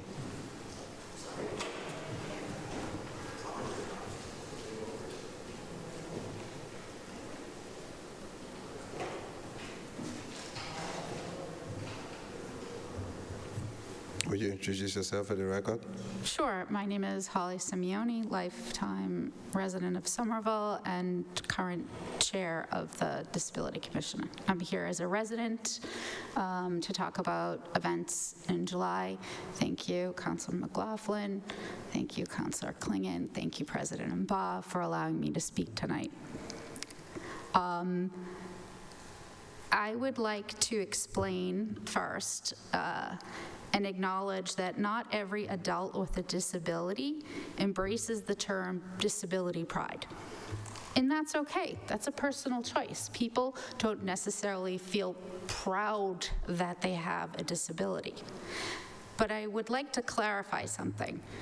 Being Disability Pride Month is about recognizing and honoring the decades of advocacy, sacrifice, and courage that secured the Civil Rights Act that many of us rely on today. And that culminated in the signing of the Americans with Disabilities Act into law by President George Bush on July 26, 1990. So you don't have to be proud to be disabled, but it's very important, in my personal opinion, that we tell children that it's okay to be different, and you can be proud about being disabled, and you shouldn't be shamed for it or made to feel less or different. So children may embrace being proud of being disabled, and adults can choose what they'd like to do. But I'd like to just talk a little bit about what Councilman McLaughlin talked about today. And I think there's a big misnomer that the ADA is the law. It is the tiniest of all of the laws, and it came much later. There are so many other laws that impact what is legally right to do in a city, a state, a government, a job outside of the ADA. I'm just going to start a little bit about this. And as you said, there was a place called Willowbrook. And our good old favorite, Geraldo Rivera, did a big expose by climbing through a fence, and he got cameras in there. And if any of you have ever seen the story about Willowbrook, you would not be smiling or laughing right now. It was an institution where people were housed. They sat two on a cot in a cart. They were bone skinny thin. They were not fed well. Many were not clothed. They weren't medicated properly, and they had no education. And that was in 1972 in America. And what happened after that at the Willowbrook State School was there was a movement in 1977 to adopt where advocates occupied federal offices and demand that Section 504 of the Rehab Act be passed. What also happened was a crawl on March 12th of 1990 where people dumped their wheelchairs at the bottom of the Capitol building in DC and crawled up to get our president at the time to sign it into law. But what happened that shuttered Willowbrook is the Olmstead Act. And that's what is in jeopardy right now. That act said it is against the law to institutionalize a person, that people have rights to live in their homes with nurses that we talked with earlier today. They have a right to be participating in civic government, to go to a flag raising, and it actually costs less to keep people at home than what it costs to institutionalize them until what happens to them. So right now, someone said, I think you misinterpreted Olmstead, and actually it is perfectly fine for us to institutionalize people. We don't have to give you services at home. So that is not, that starts at the most those with the most needs with those with simple needs. Imagine a person or a child with autism who's high functioning, high masking, receives services at home. If the government says Olmstead's misinterpreted, they lose their services at home and they're told you can go live in Willowbrook. And I'm not over-explaining this. That is how easy it is. And parents who have children like I did face that every day because we have more medically complex children, they are heavy users of insurance, and they would immediately be sent to the next Willowbrook. So there's a lot going on. I don't have a solution.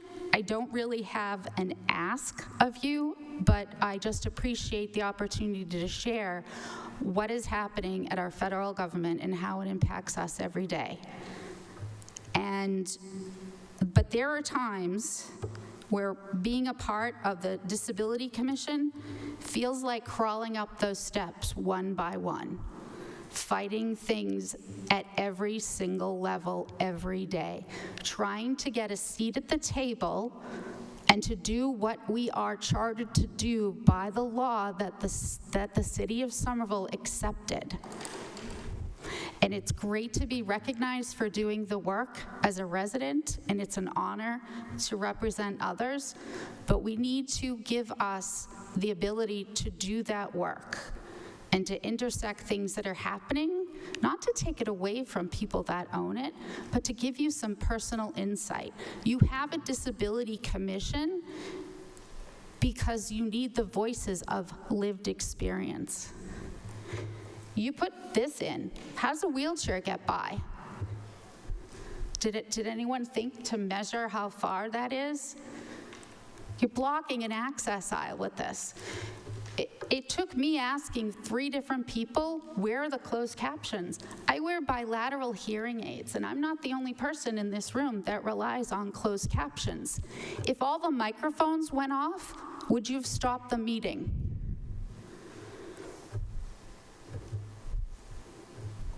But you didn't stop the meeting when I couldn't hear what was being said, because you don't know how hard that is to be a person who wears bilateral hearing aids. And I'm not here to make you feel bad or sad. I'm explaining what it's like to be a person with a disability, or to be the parent of a child or an individual. And I appreciate all the things that you have done and all the progress that we have made and what this administration is doing, but there will always be more that is needed. And one thing that we were talking about was fair housing and affordable housing. And what we have forgotten is where affordable housing intersects accessible housing. That does not mean financially accessible, that means wheelchair accessible, which is a federally mandated requirement that we have not been keeping an eye on until we had a change somewhere in the city, and now we have variances coming in by the dozens at various stages. So this isn't the time to talk about that, but it is an example of where there's been great change, and now we've brought forth an opportunity. And one of the where that intersects is in fair housing and a 2-foot requirement to build high. So I think, I'm appreciative that we soon will have a fully staffed commission, but I really wish we had the support of more leadership in this room to do the work and to give you some advice. I'll take any questions. I don't see anybody wearing your hat except Ben. It messes with my hair. It's not. I got a ponytail. I couldn't put it on, but yeah. I got a ponytail. I can't put the hat on, Kristen. All right. Thank you for your work and for really shedding light, on this issue. It's unfortunate that we live in a society where if you're a senior or you're a person with disability, you're almost invisible. But we'll continue to do better as a city and as a community. You don't understand it because you don't see it, and it's not your fault. But you have soon to have a 13-member body who is willing to tell you how you can do it and make it easier, not more expensive. But we take up more space, and we sometimes cost more, and that's okay. I'm proud of that. I'm proud that I need more room to get in this building. Do you know this isn't accessible? And it doesn't go up or down. No one in a wheelchair can come in here. And it's pretty sad to think you have to stand to the side or hold a different microphone. There's so many little things that make people feel less that no one ever intends.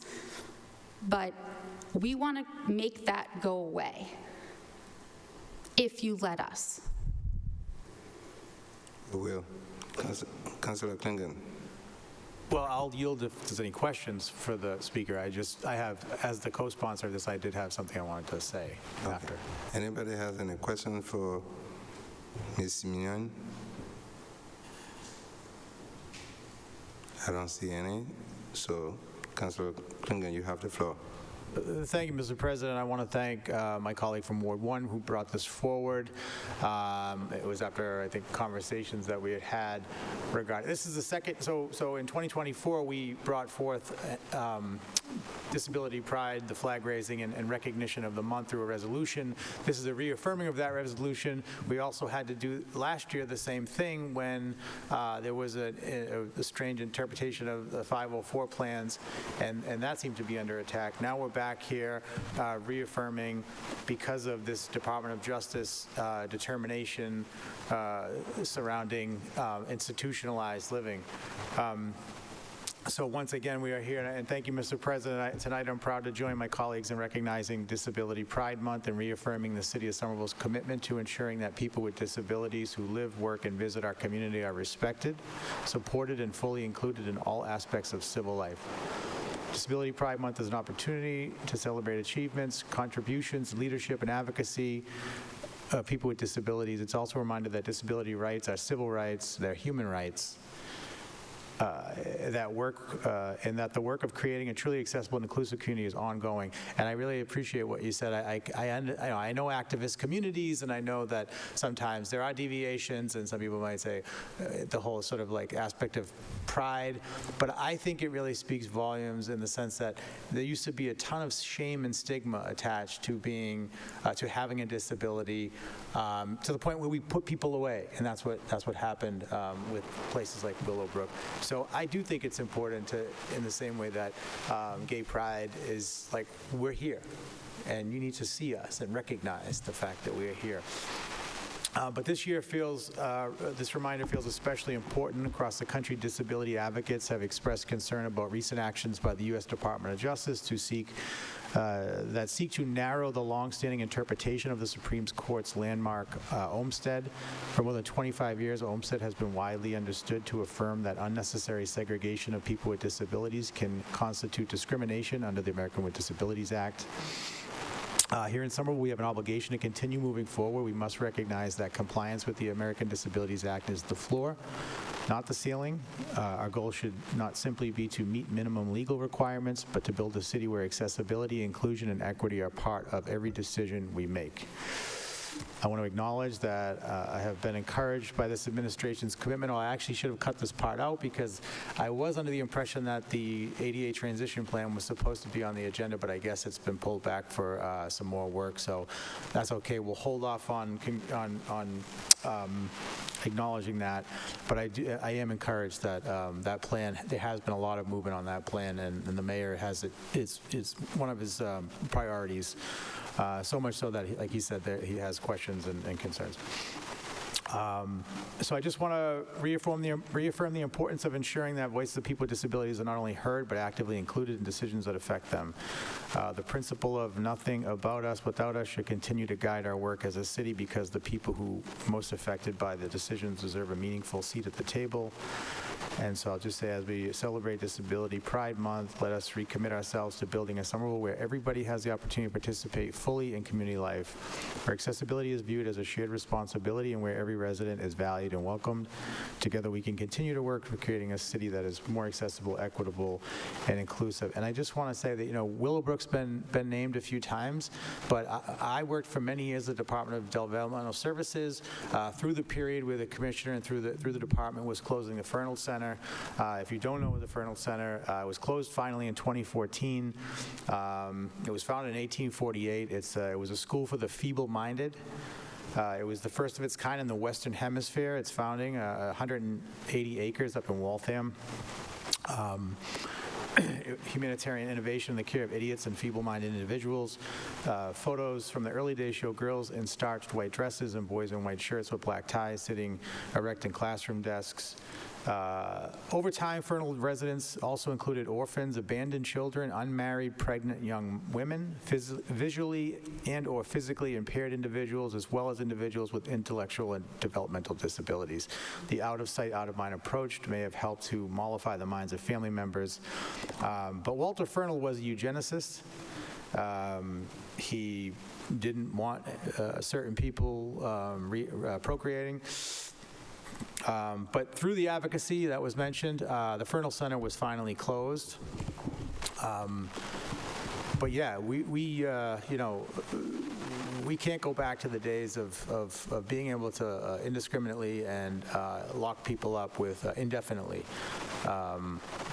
The things that I've witnessed at the Department of Developmental Service with regards to community-based living, which is the model that we moved when we moved away from this, the enrichment and the sheer joy and sense of empowerment that these individuals who once were institutionalized are now living in their own apartments with roommates, and all these different situations that it's just been amazing. And they used to just wallow in, as in Willowbrook, be chained to radiators. So this is really important that we recognize this, and I appreciate the mayor doing a proclamation versus just our resolution. That was really a great thing by the city, and I'm sorry I missed the flag raising today. But I would have been there if I could. Thank you, Mr. President. Thank you, Councilor Klingon. Any other discussion on this item? Councilor Hart? Thank you, Mr. President, and I would like to sign on in support of this as well, and through you to appreciate Ms. Simeone for being here, and for the councilors for raising this up. Our whole society and our city owes such a debt of, such a debt to the activists and advocates for decades who have worked for the rights of people with disabilities, and we know that that's a group that, one of the many groups that our current federal administration is targeting, and we absolutely need to be standing up against that, and it's horrifying to hear about the rollbacks of the Olmstead decision, and yeah, just really appreciate everybody bringing that to light and drawing attention to it. Thank you. Thank you, Councilor Hart. Any other discussion on this item? Councilor Strezzo. I'm just going to make this very brief. But as I said earlier today through you, to Council, to Ms. Holly Simeone, Commissioner. You're Commissioner? No, that's right. Chair. Holly. I can call you Chair. I'm here as a resident. Chair Simeone. As I said earlier at the Disability Pride flag raising, that when it comes to either advocating for someone with special needs or disabilities or having disabilities, it becomes extraordinarily frustrating, and every day, just all the different ways that the world has been, our community, our processes are just designed differently, and that advocacy becomes every single day an act of not falling into the cynicism, that goal to not fall into this cynicism is an act of everyday resistance.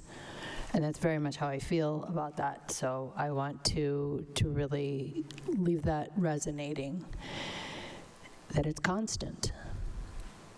And I am an optimist, and these moments matter, and these conversations matter, and what we choose to do when we wake up in the morning tomorrow on this matters.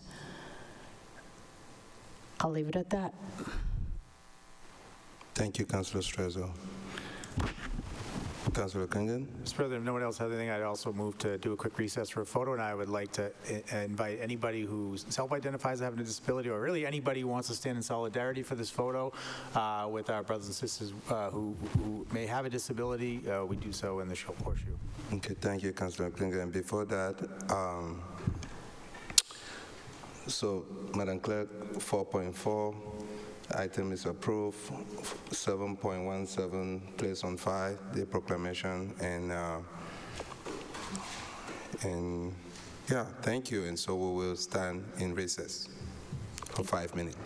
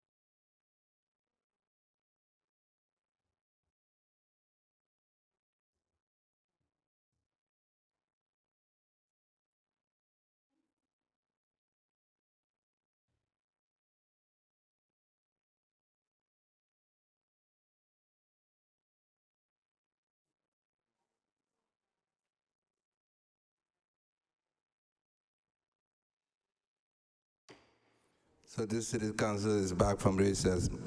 Madam Clerk, would you please call the roll to establish a quorum? This is roll call to reestablish quorum. Counselor Ewan-Campen? Here. Counselor Link? Here. Counselor Scott? Present. Counselor Klingon? Counselor Strezzo? Counselor Said? Here. Counselor Wheeler? Here. Counselor Hart? Here. Counselor McLaughlin? Here. Counselor Mba? Present. And Counselor Davis. With 9 members present, we have quorum. Next item, Madam Clerk. Next item is 7.3, requesting authorization to borrow $130,392,395 in a bond and to appropriate the same amount to participate in the Clean Water State Revolving Fund for the Morrison Avenue Linear Storage Project. Anyone? Director Ridge. Good evening, Council President, members of the City Council. For your record, Richard Rage, Director of Infrastructure. We do have some slides, mostly as visual aids. I'm all in your space, sorry. Thank you. We'll start off with the project elements. We can go to slide 3. It's a funny title, linear storage. So what is linear storage?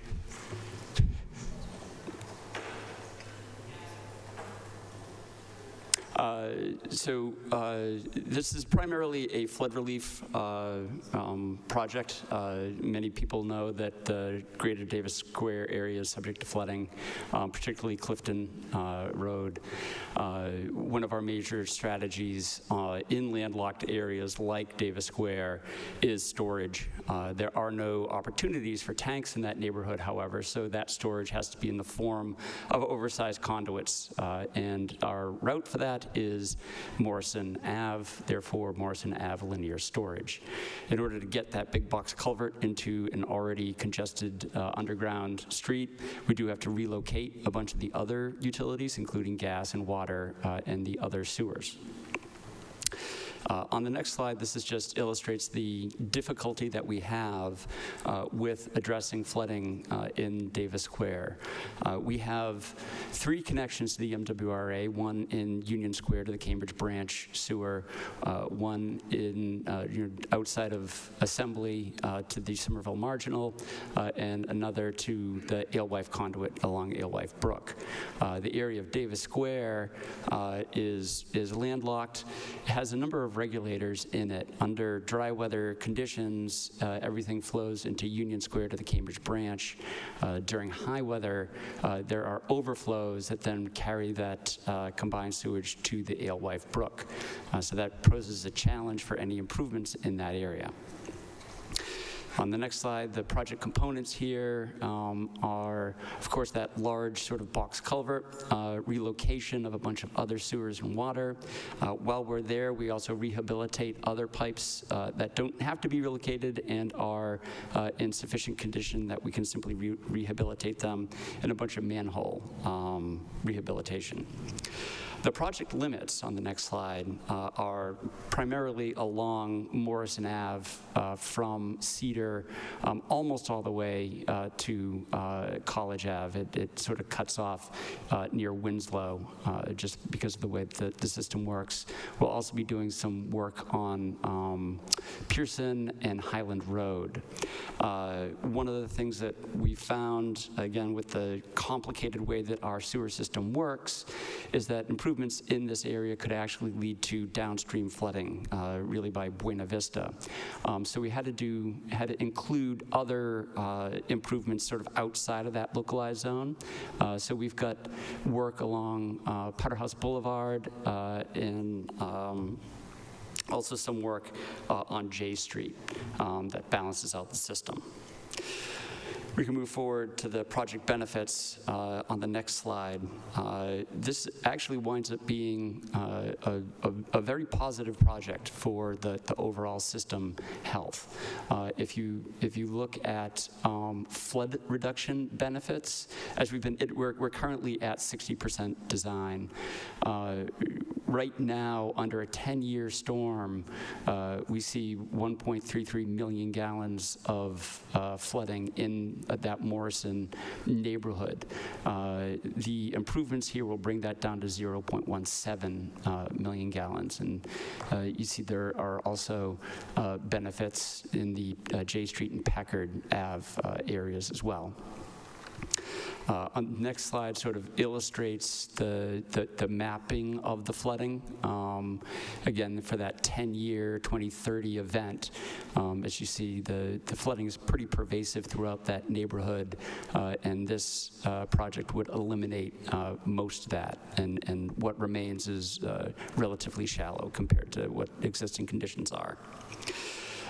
On the next slide, this project also has CSO benefits.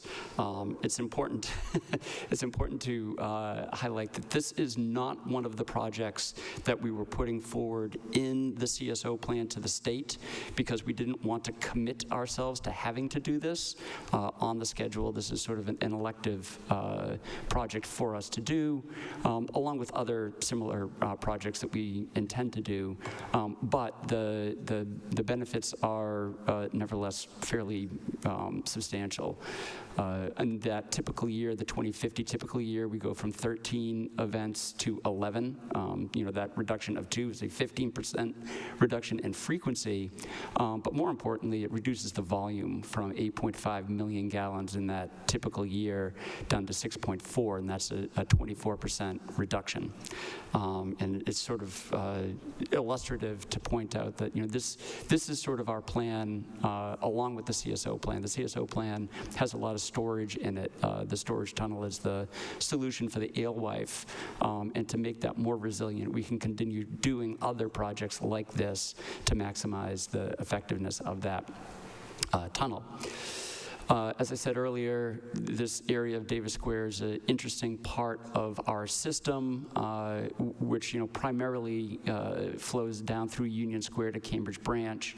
We had to be very careful with the design of this, increasing that flood storage, but also conveyance in the Davis Square area, that we didn't inadvertently flood out Union Square. And the long-term simulations is, essentially, there's no increase to Union Square. So from a hydraulic perspective, we're balancing the benefits in Davis, but not at the expense of Union. So it's a success from a hydraulic standpoint. Moving on to project schedule and funding. Now, the reason I'm here tonight asking for council action is not my usual way of going about these projects. June or July is a strange time to be doing this. You usually see me in November and December lining up for the next construction season, at which point we will have brought the design to 100%, and we will have value engineered it and had a really tight budget. What has changed for this is, and we can go to the next slide to see the timeline on this. We submitted an application for the State Revolving Fund, the SRF, back in July of last year. That submission to the state for funding was based on the 30% design, which at the time was $30 million. We decided to move forward with that application at that time because the Biden administration had put an influx of money into the SRF program, and the SRF program was going to give us better percentage than our commercially available bonds. At a minimum, it is a 2% long-term loan, 30-year loan, and because we are a disadvantaged community in many respects, we will also be eligible for loan forgiveness. The amount of that loan forgiveness is not known now. It's not locked. It won't be until we get closer to the actual construction date. But the program offers us much better financing terms and some loan forgiveness, which would be essentially a grant that we otherwise wouldn't be eligible for. The downside in terms of council action is that for us, city council approval was due, and the paperwork is due to DEP on June 30th. Because of budget, we were not able to fit this request in. We did request, and they gave us an extension to July 15th. Which is like next week. And so the council action tonight is to authorize us to get into the SRF program and borrow up to $130 million. So that's the item before you right now. As I say, this isn't my normal way of doing this. Usually I will have gone through the process, value engineered it down, usually getting the price down. You'll see on the bottom half of the schedule, we currently have the 60% design in hand. We've got the cost down to 111. I'm hoping that by the time we get to bid, we're going to be even lower than that. But that notwithstanding, we've got this opportunity to get into the program now. The indication, or it's not even an indication, Trump has cut this program.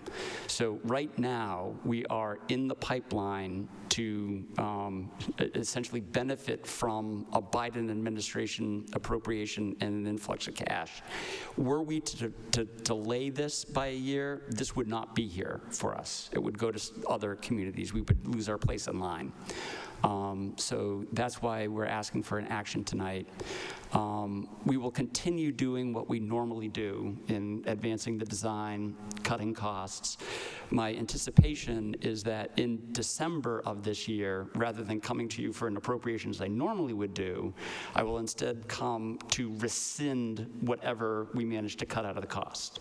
So we're asking tonight for the authorization for 130 in December.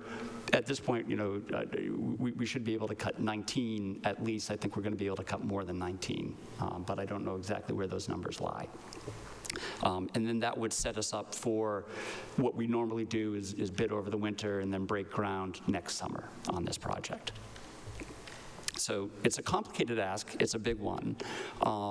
This number, the 130 number, was what we were holding in our rate projections. So when we got the rate approval last month, we were anticipating spending this money on this schedule, essentially starting in summer of next year. So this doesn't have any need to increase rates any higher than what we were already projecting. It's baked into what we were asking for on the rate approval. So that's sort of the situation we're in. As always, if you just go 2 slides ahead, if you want more information, this is one of many projects that was sort of a follow-on from the citywide drainage and water quality master plan. We've got the Summer Voice link for that.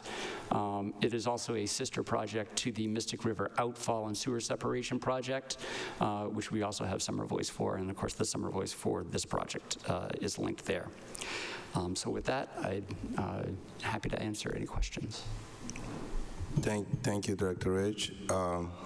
Before I go to Councilor Ewan Campen, just curious, so when I was looking at, when I saw this number early on, I went to the capital improvement plan fiscal year between 2023 and 2029. I didn't see this on there, so I wasn't sure if it was like a new project or why it wasn't part of, how we always have this master list. Yeah, to the President, the last time we posted the capital improvement plan, as we discussed in Finance Committee, is 3 years ago.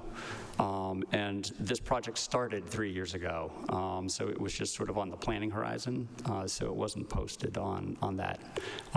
It as an outgrowth of the drainage quality master plan, it was sort of on the radar, but it hadn't been defined to a point where we could put it on the capital plan. But in the time since then, it has been in the capital plan that we use to project the rates. Thank you. Councilor Ewan Campen. Thank you, Mr. President. Through you, I think we've been watching this project for the last 3 years, especially with wrapping up Spring Hill, which was this huge project in my ward. I've been aware that this is the next big one. I don't really have personal strong feelings about exactly the details of the financing. I've been aware that this is coming. Can you, through you, Mr. President, can you just say one more time the amount of money we're going to get from the feds? So through the chair, because we submitted the application about a year ago now, at what at that time was a $130 million project, they have earmarked 130 for us. So that would be the upper limit. And it is a borrowing program that is at 2% over 30 years, which is much better than what we're getting commercially right now. Director Beam would have it off the top of his head, but as I recall, the last time we went out long-term, which was was last month, I think it was something like 4.3, something like that. So significantly better rate. And also, we don't know exactly what the number is going to be, but based on our EJ population, we will be eligible for loan forgiveness for some undisclosed amount. I wouldn't imagine it to be, $100 million, but, it could be a significant amount that we wouldn't even have to pay back. Got it, Mr. President. So yes, to me, that's extremely significant, right? 2 points on an interest rate over 30 years on a project of this size is a lot of money. It makes sense to me to do it now. It's just a kind of stark reminder of how long these 3 years, we're at 60%. Construction starts next year, and then it's 4 years of construction. It just kind of boggles the mind. And this is a project, as I understand it, Mr. President, there's no streetscapes component of it, right? For financial reasons, right? We don't even get to nice in the street, which just... Through the President, that's correct. That's one of the ways that we went from 130 to 111, was cutting the streetscapes. Mr. President, I obviously always wish there were streetscapes. I also understand we're in a really constrained environment. It's really difficult. Just to the extent that you can do this briefly, can you just remind me how this geographic region was chosen? There's a lot of parts of the city that flood. We all get emails, et cetera, et cetera. Not this is incredibly important. I support this, but just for my explaining this to constituents. Thank you for the question through the President. One of the reasons, or the primary reason why we prioritize this is that it also allows us to renew and provide redundancy for a pipe that we know is in poor condition, that is in the bike path, in the Davis Square, and it provides connectivity for a large portion of the city. So all the way up into Gilman Square, or not Gilman Square, to Magoon Square. So Magoon Square DPW area actually flows under the tracks and then into that Morrison Avenue neighborhood, and then connects down at a point right outside of Somerville Theater and continues on down. That pipe's in poor condition, and were that pipe to fail, we'd have a very large portion of the city that would essentially be on a water ban for a long time while we tried to excavate this pipe in the bike lane. So because of that high risk and the fact that this project addresses that risk and retires that risk, this project was one of the ones that was prioritized over a lot of the others in the Drainage Master Plan. Thank you, Mr. President. I'm all set. I'm in support of this. Any other? Councilor Wheeler? Thank you, Mr. President. I appreciate all of the long-term planning that clearly has gone into this. And I have some questions. Some of them are ones that I think I already know the answer to. One of the things is I know the idea of borrowing $130 million sounds sort of inconceivably huge. So first of all, I appreciate your clarity on the benefits of being able to get a low interest rate for this. My little back of the envelope suggests that we're talking about something like $6 million annually, but I know that depends on, is that the full amount? Are we on a sort of standard even amortization schedule. One question I have is just to sort of get clear on why this is necessary. It's certainly, I know about flooding being a problem I hear from lots of people over by Morrison Ave. Is this something that is really explicitly and absolutely required for the city under our commitments to reducing sewer overflow and improving stormwater drainage? Another good question through the president. Again, while this has CSO benefits, this is largely seen as a flood mitigation project and a risk mitigation project for the failure of that pipe that I just described for the Ward 3 councilor.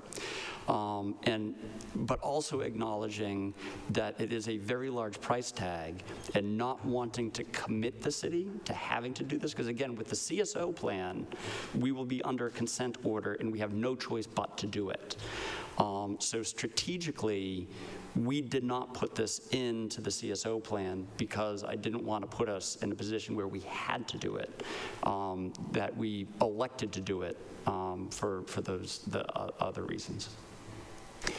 And through the president, why does it help for us to be electing to do it? Is there an amount where if it was part of the CSO plan, could a greater amount of the funding of that be coming from MWRA and from other sources?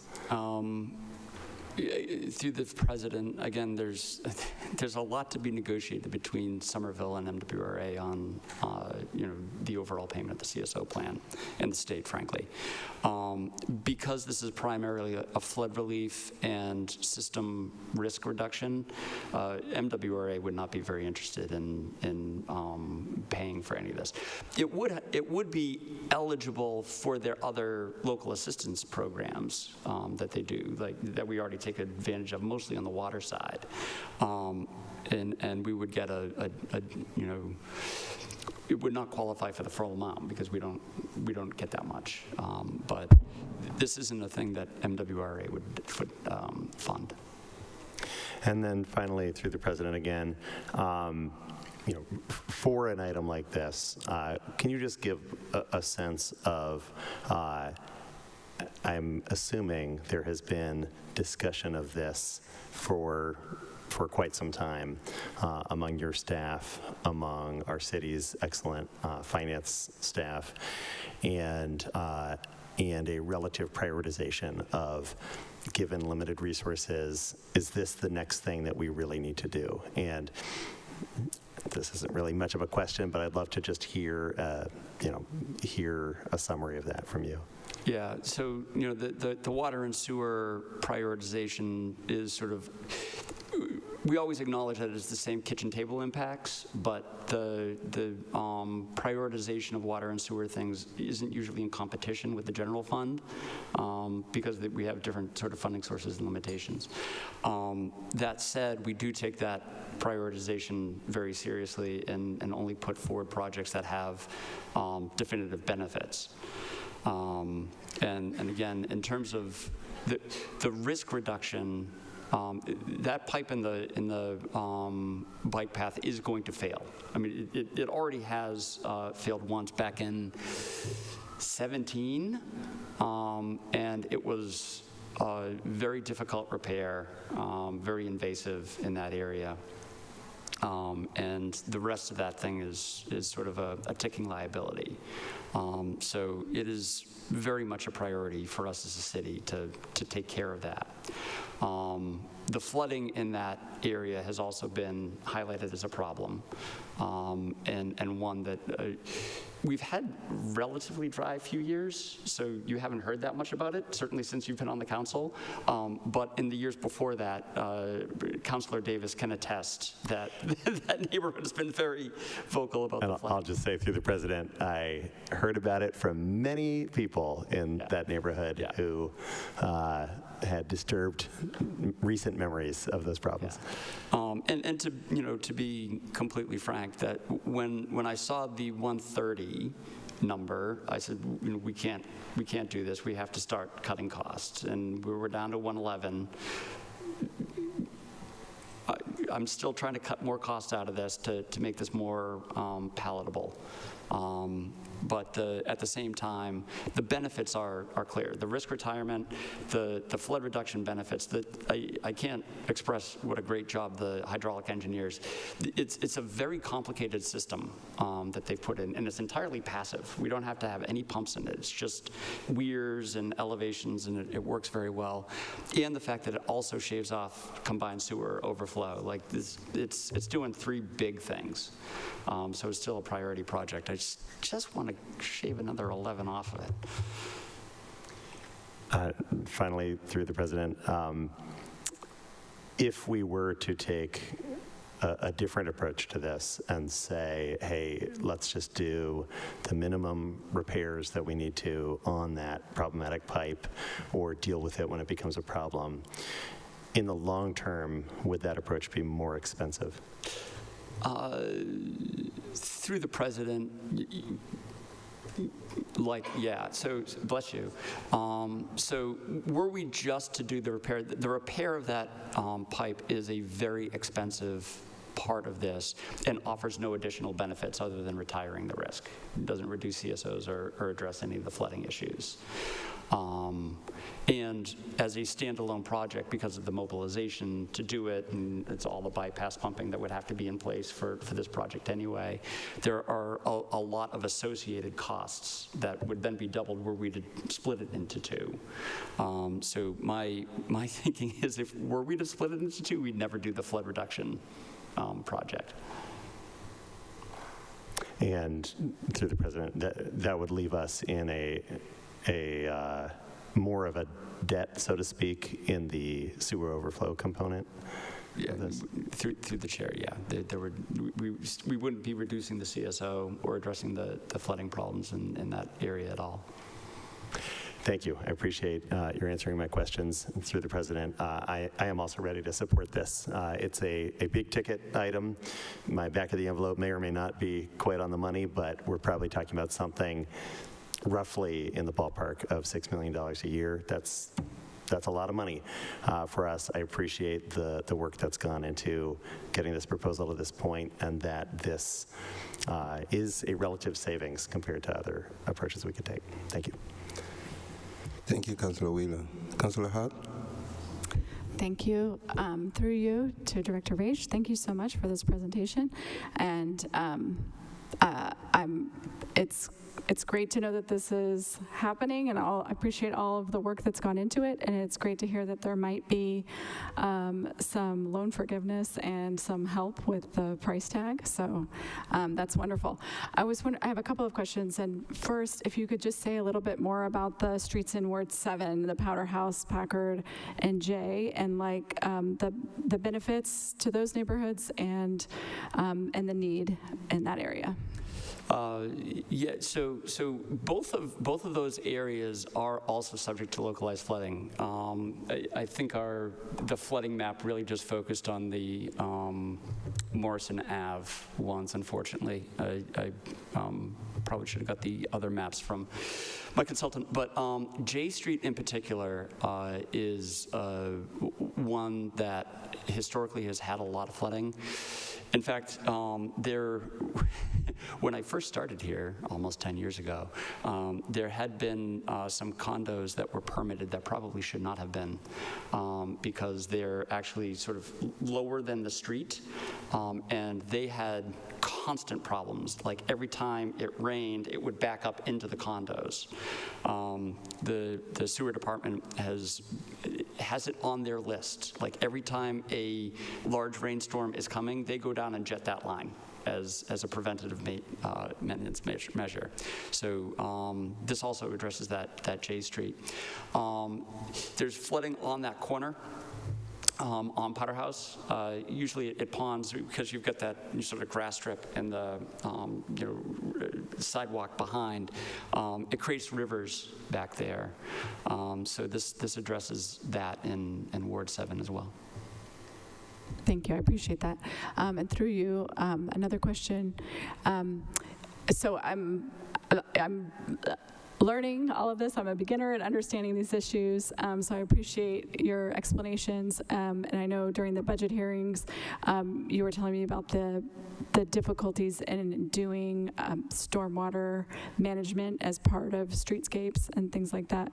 And I'm just wondering, in terms of other ways of attenuating rainfall, like gray water systems or things that property owners could do, I know that's a very different thing from engineering this sort of project, but since we're on the topic, what sort of opportunity or limits do you see in strategies like that?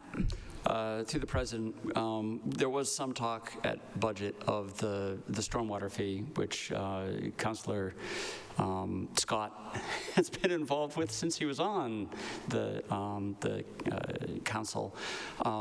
We're looking to roll that out once we have all the billing issues. We're targeting January, and we just had a meeting with that team yesterday, and January seems really close to us now because there's a lot of work that has to be done. But one of the purposes of that is to make payment fair, because stormwater is the sort of root cause of most of our costs. And so there's some, payment fairness. But more importantly, in my mind, is there's an incentive there to reduce your stormwater fee by depaving and by holding stormwater on site. And the modeling that we see, that we've run modeling on different percentage of people buying into that on a level of intervention that we know can happen because we require it for any building permits. It will reduce CSOs by 25%. It'll significantly reduce flooding. And so we're moving that in parallel to incentivize folks to store their stormwater on site. Thank you so much. Thank you, Councilor Hart. Councilor Said. Through you, Mr. President, thank you for the presentation. I am very supportive of this, part of this. You might have to recuse yourself because your house is one of those ones that would be affected if that pipe breaks. Yeah. I'm still going to speak to it. But so Cedar Street all the way to, it's all part of it. Yeah, I mean, I'm very familiar with this area because one, I live there, and but I'm glad to see, that we're looking for ways to reduce the cost and keep the project, always keeping the project going. Yeah, I want to understand this slide on flood reduction benefits. It's just because you just made the point that this will not address the flooding when Councilor Wheeler asked the question. So just to clarify, Councilor Wheeler asked if we were to split the project in two, just do the pipe rehab by itself and not do the linear storage. So that, yeah, the linear storage is what gets that flood reduction. Okay, and this project, it has that. Okay, sorry. Okay, so I just want to say that when I first got on the council, so it's almost 3 years ago, this is one of the very first things that I had to learn about, and obviously was hearing about it from neighbors, but it's not the same to meet with Director Postlewaite and say that this is actually one of the areas that keeps him up at night.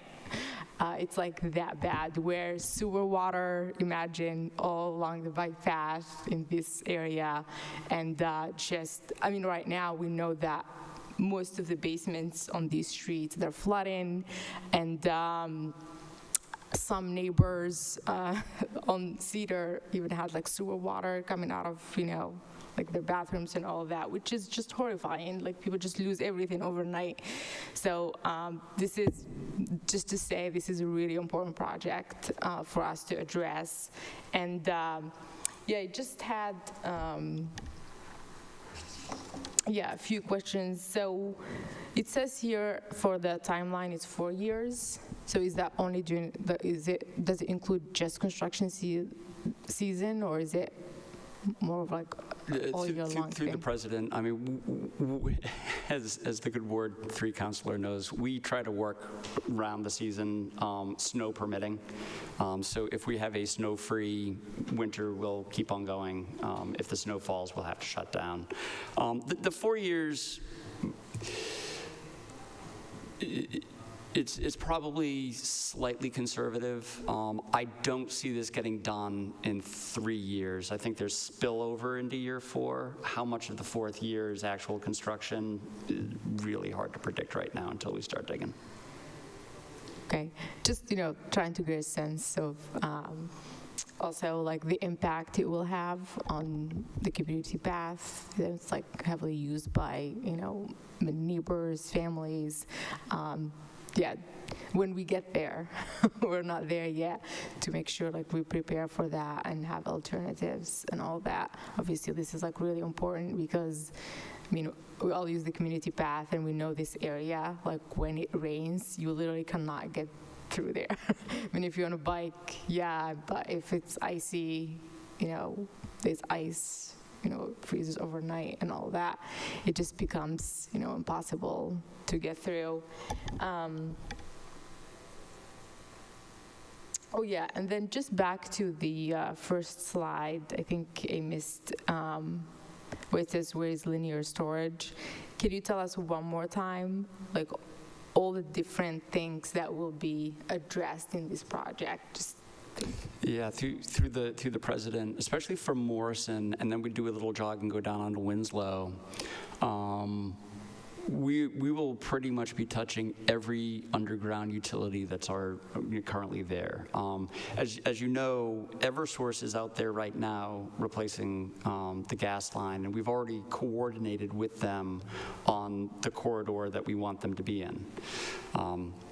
Coordinated is a polite term for the way that has gone. But we're getting the gas line out of the way now. We will have to relocate the water line. We will be putting in a new sanitary sewer alongside the larger box culvert. So pretty much everything gets moved to make way for a large culvert that has the volume. So in simplest terms, what you see as surface flooding will now be underground in a large box culvert. And we got to do a lot of work to make room for that. Yeah, thank you. Through you, Mr. President. I think here, I'm glad to hear this. The request is just to make sure as we dig up the street, we get everything done. Because the challenge, it's, this is gonna be, going for years, that making sure that after 4 years, we're not digging up the street again. Yeah, so I'm glad to hear this and, look forward to learning more as we move, we get the funding to keep going with this project. Thank you. Thank you, Councilor Said. Any other question on this? Mr. President, we need 8 votes for this. There's only 7 of us, so can we call the other councilors back before actually voting? You don't have to. We all use the same system. It was just a joke. So seeing none, we will approve this item and then we'll wait to do a roll call vote. Okay. Councilor McLaughlin, we're waiting to. Is Councilor Link still on? Okay. This is the whole thing. Yeah, it's like saying, we're building a new school for open neighborhood. It's true. So you were true. Yes. So, Madam Clerk, can you do a roll call vote on this item? Yes, this is roll call on item 7.3. Councilor Ewan Campen. Yes. Councilor Link. Yes. Councilor Scott. Yes. Councilor Klingon. Yes. Councilor Strezzo. Yes. Councilor Said. Yes. Councilor Wheeler. Yes. Councilor Hart. Yes. Councilor McLaughlin. Yes. Councilor Mba. Yes. Councilor Davis. With 10 councilors, it is approved. Thank you. Next item, Madam Clerk. Yes, next item is 7.4, requesting the appropriation of $834,595.05 from the Facility Renovation Stabilization Fund for continuing building design and construction services. Director Rich. Council President, if you like, you can also take up for 7.5 at the same time. It's the same discussion. Okay, Madam Clerk, can you read the... Yes, 7.5, requesting the appropriation of $185,352.58 from the Street Reconstruction Stabilization Fund for continuing street, sidewalk, and pavement condition assessment and design services. Director Rich. Thank you. So as we discussed in Infrastructure's budget hearing, every year, because our projects are tied to the construction/calendar year and bridge fiscal years, we start projects in one fiscal year knowing that we're going to then need to continue on those projects in the next fiscal year. We do that by taking all of our active projects that have active POs. We take that money out of the previous fiscal year, put it into stabilization, and then appropriate out of stabilization back so that we can then rec against them on new POs. We typically do that, as you recall, at the end of budget night on the 25th. There were a number of items that were taken up. The first half of that thing was in those items. This second half was just missed. We couldn't get all the math in and get all the items on the agenda. So on the 25th, the council already took our money from fiscal 26 and put it into stabilization. We now have to take it out of stabilization and put it into accounts that we can rec against and continue all these POs. Thank you. Councilor Scott. Thank you, Mr. President. This is just basic bookkeeping catch-up. If you notice on these memos, they were issued on June 20th, so I would recommend approval this evening. Any other question? Councilor Klingon. Through you, Mr. President, I'm just curious, so did you say there's a list of, like, what projects are? Through the President, we submitted a memo along with the items that were already voted on that took it out of the budget and out of fiscal 26 and into stabilization. So for the facilities, it's a bunch of the stuff with the schools. It's our ongoing work at the Argenziano boilers, the west roof, I was looking more all that stuff. Yeah, no, I actually knew that one. I was looking more to the sidewalks and streets. Yeah, so the street rehabilitation, the way that we've been funding it for the past many, many years is that we do bond and use Chapter 90 for the construction, but for the engineering design, engineering oversight, and all the consulting work, we use our annual budget. We don't bond for that. So this is basically the design, oversight, checking, all that kind of stuff that we rely on consultants for. Okay, thank you. Thank you, Councilor Klingon.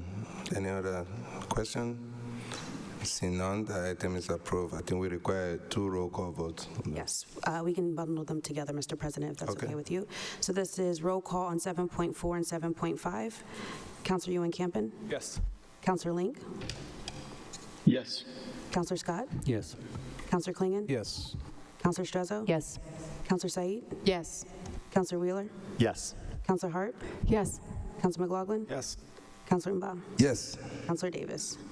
With 10 council members, it is approved. Thank you. Next item, Madam Clerk. Next item is 7.6, requesting approval to appropriate $50,000 from the Salary and Wage Stabilization Fund to establish a police detail revolving fund for superior officers. Anthony Sirigu. Good evening, Attorney Sirigu, to speak on this item again. For the record, this is $50,000 in relation to an item included in this Superior Officer's recent MOA that was approved by the Council a few weeks ago. This $50,000 will be used to create something of a revolving fund so that Superior Officers can be paid in a more timely manner when they work in detail. So the $50,000 is used to make a payment to an officer after they work a detail, and then when we receive payment from the vendor or the contractor, that money goes into the account. So it's self-sustaining in that sense, I suppose. Thank you. Any question, Councilor Ewan Campaign? Thank you, Mr. President. Through you. So this is no new money. This is just a way to get people paid a little faster. Council President, through you, yes, that's accurate. The patrol officers have had an account like this for a number of years.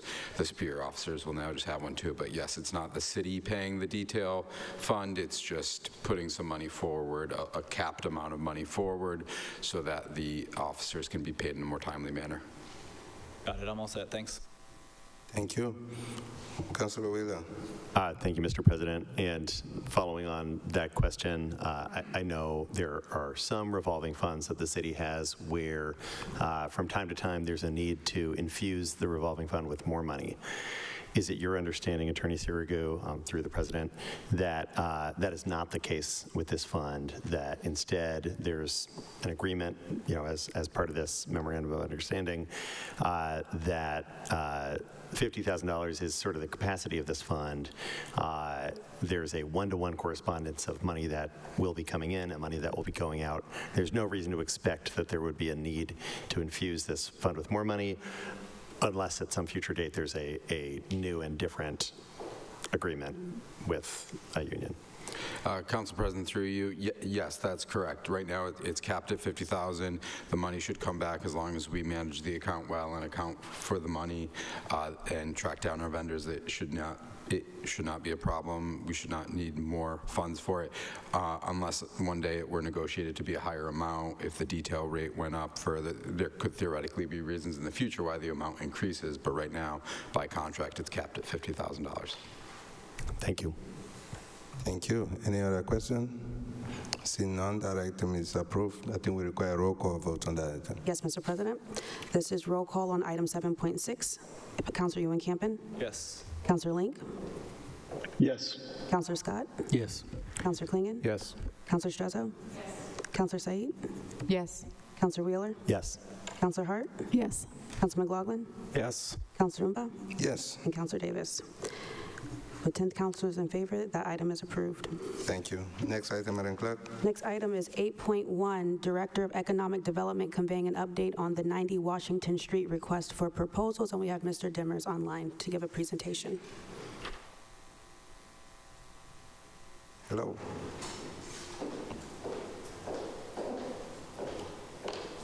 Mr. Dimmers, you should be able to share your screen. There we go. Thank you, Madam Clerk. Will you introduce yourself for the record?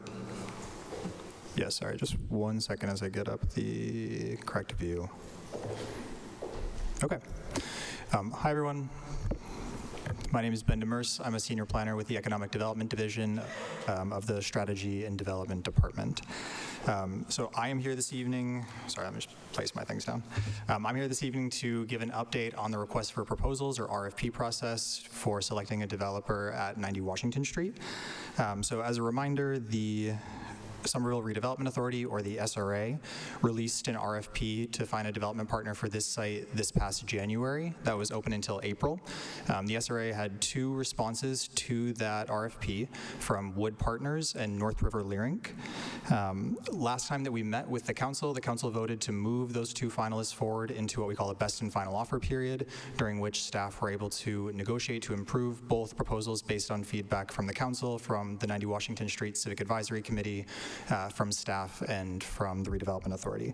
So I'm here this evening to give an update, so I will spend this evening giving an update, and then we are also requesting that the council convene an executive session specifically to talk about the updated financial portion of the proposal. And then I'll give a summary of the proposal, but in the memo that was shared with this item this evening, there's also a link to the city's webpage on this project, which also has the link to the full updated proposal from Wood Partners. Okay.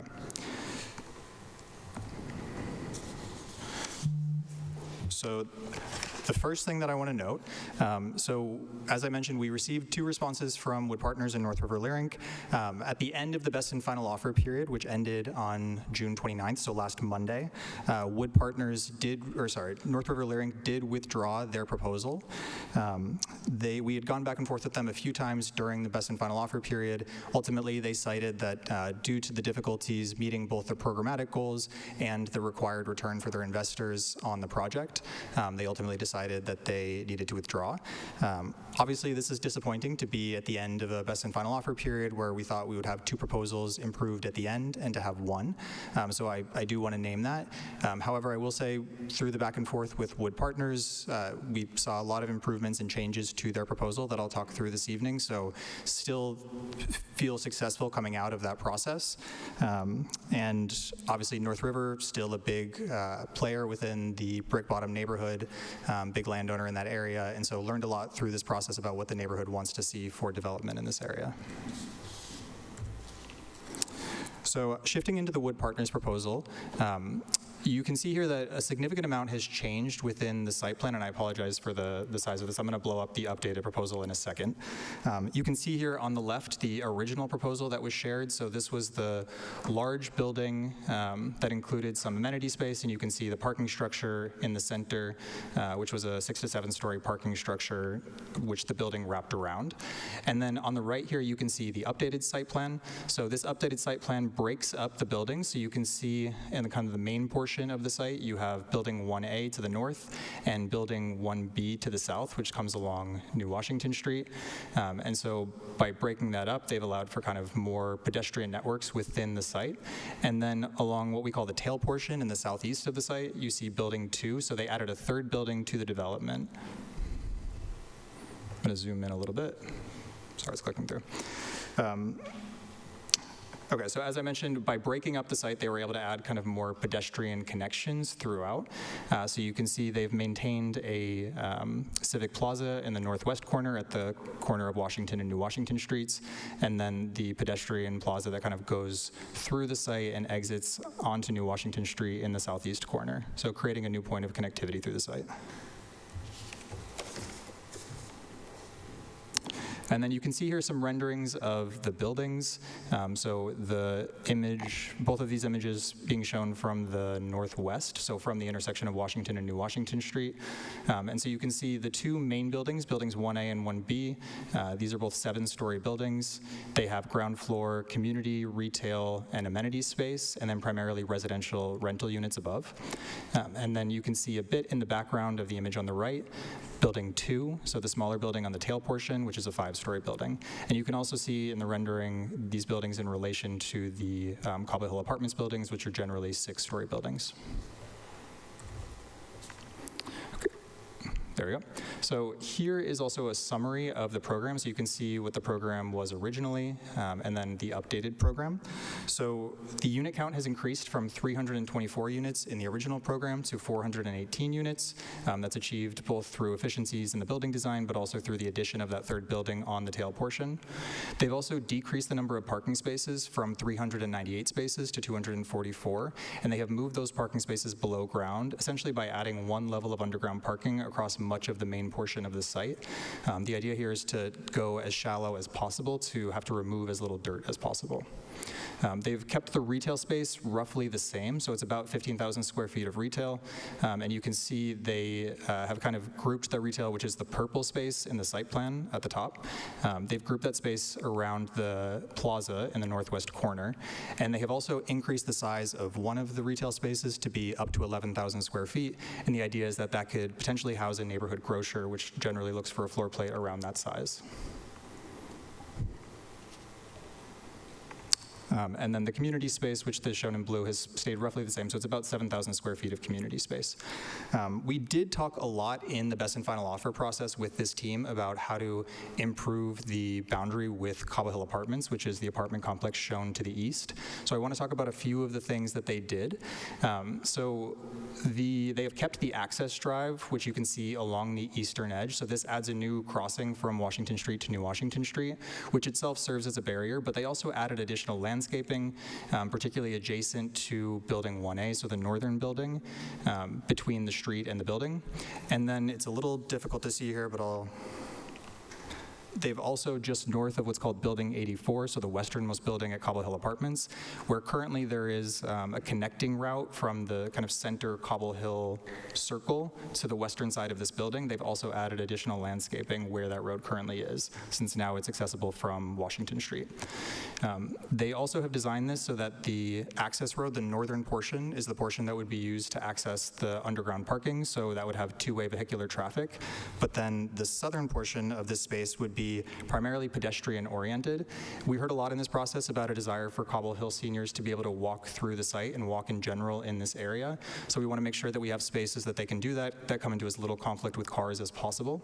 However, this space does still allow for southern access from Washington to New Washington Street for emergency and trash vehicles, which maintains access for those vehicles to the western edge of Building 84, which is also a priority that we heard throughout this process. And then one of the last things I'll note is that the blue community space shown here in the northeast corner adjacent to Cobble Hill, they have proposed as a senior center. So this is a 7,000 square foot space that they have proposed could be programmed by the city's Council on Aging. Currently, the Council on Aging has programming at the Tufts Administration Building in Teal Square, and then also at the Ralph and Jenny Center, which is just further east along New Washington Street. But that's an older and smaller space, and so the intention is that potentially in the future this space could replace that other senior center use with a newer space. Obviously, many future conversations around that, but that's part of what they propose in the response. And then one other note on this, so Wood Partners has also left an option for the Redevelopment Authority to forego the third building on the southeast tail portion of the site. So again, this is the smaller building called Building 2 in the site plan. This would not affect the square footage of retail or community space at all, since those are just housed within buildings 1A and 1B in the western portion of the site. It would mean a reduction in the number of residential units from 418 to 374, so a 44 number reduction in those units. And it would also mean a reduction in the value that is offered for the land. Again, we are going to be discussing the financial portion of this offer in executive session, since that will continue to be negotiated up until, if the Redevelopment Authority chooses to move forward with this team, that would be negotiated up until the point that a land disposition agreement is agreed upon. But just to give a sense, that would have about a 10% reduction. I do want to note also, so we spoke with members of the 90 Washington Street Civic Advisory Committee earlier this week on Tuesday about these updated proposals. Just want to share a bit of what they said. So definitely expressed disappointment having North River Leerink withdraw from the RFP process. There had been a positive response to their renderings in the initial part of the process. But in terms of Wood Partners' updated proposal, they did mention appreciation for the fact that the team did make a lot of changes based on the feedback. So they increased the number of residential units. They did reduce the amount of parking and put that parking underground. And they did appreciate the placement of the retail space around the Northwest Plaza. And they also noted that the site plan maintained access to the western edge of Building 84 of Cobble Hill Apartments, and that this was a big priority. They did still note some concern about the lack of ownership opportunities within the residential units and within the amount of space still dedicated to resident amenities that were not available to the public. We talked a bit about the decision to include or exclude Building 2, so the building on the tail portion, from the final development. Generally, the CAC was fairly neutral on this decision. There was some preference expressed for including it to increase the number of housing units and the amount that the city would receive from the land offer. But obviously, this building is closer to Cobble Hill Apartments, so warrants further discussion. Okay, so just looking ahead, the Redevelopment Authority will be meeting next Monday evening. The intention is that at that meeting, they are making a decision around whether to select Wood Partners as the designated developer for this RFP process or to reject all proposals altogether. If they are to choose to move forward with Wood Partners, then we would immediately begin to negotiate what's called a land disposition agreement. So this is really, through the RFP process, selecting a negotiating partner and a concept for a project. It's the land disposition agreement that would really lock in the details of the project. And then that land disposition agreement would need to come back in front of the council for final approval before being signed. So just want to flag that. Okay, so As I mentioned, we will ask the council to convene an executive session to discuss some financial portions of the project, but I do just want to take time now to answer any questions or clarify any points. Thank you. Is it Director Demers? Senior Planner Demers, yes. Senior Planner Demers, thank you for the presentation. Any question for Councilor McLaughlin? Thank you, Mr. President. Several questions. But first, is there a slide of an aerial view of the current lot of 91? Through you, Mr. President, to Councilor McLaughlin, I don't have a current aerial view in the slideshow. We back up to one of the aerial views. Yeah, I can also just go to Google really quickly and pull it up if that. Yes, please.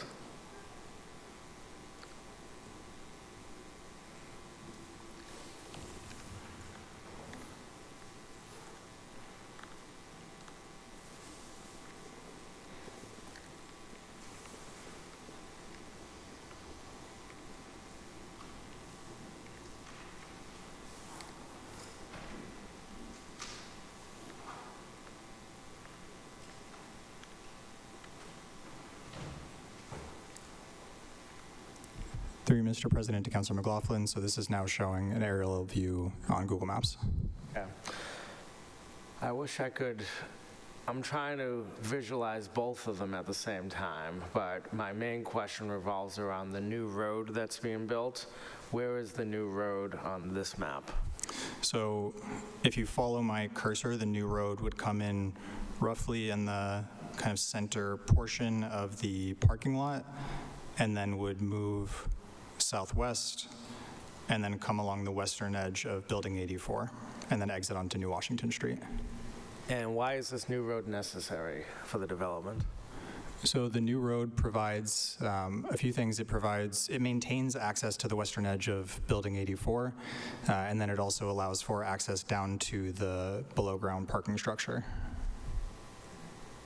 And is that not possible without building a new road? You can't get there from New Washington Street or Washington Street? Meaning get into the parking structure, or? Through Mr. President, Councilor McLaughlin, feasibly you could have a separate entrance along New Washington Street that would lead down into the underground parking. Okay. So raising this as an issue, as I have consistently brought up, this berm that you can clearly see separates 90 Washington from the rest of Cobble Hill, which is not only some of the only green space on the street, but also protects the seniors from the development we're having, where it looks like we're building a road over it now. So that's a concern of mine right off the bat. And I'll back up and say that, like, I think the proposal that I've seen is better than the previous proposal, so I'll say that much.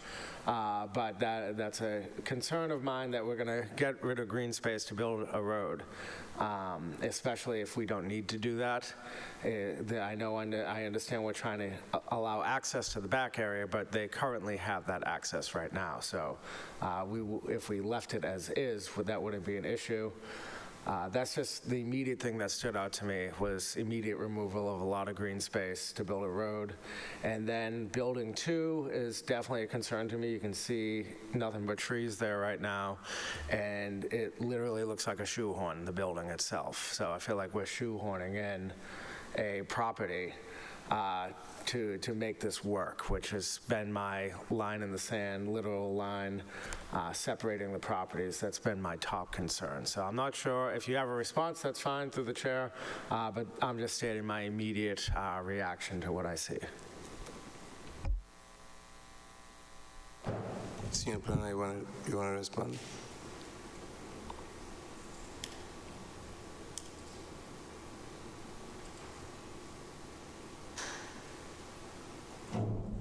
Oh, sorry, through you, Mr. President. Was just making the note that I don't think this counters your point necessarily, just that the fire department requires that western access, and that the access road through would help to maintain access for those fire trucks, because the current way of, I think probably the more important point here is that the access road coming down here, it definitely does cut into a portion of green space on the berm here, but it also would largely maintain an existing access along the western edge here and then cut into the parking lot. So the space where the berm is located on the site is likely more taken up by a portion of the building.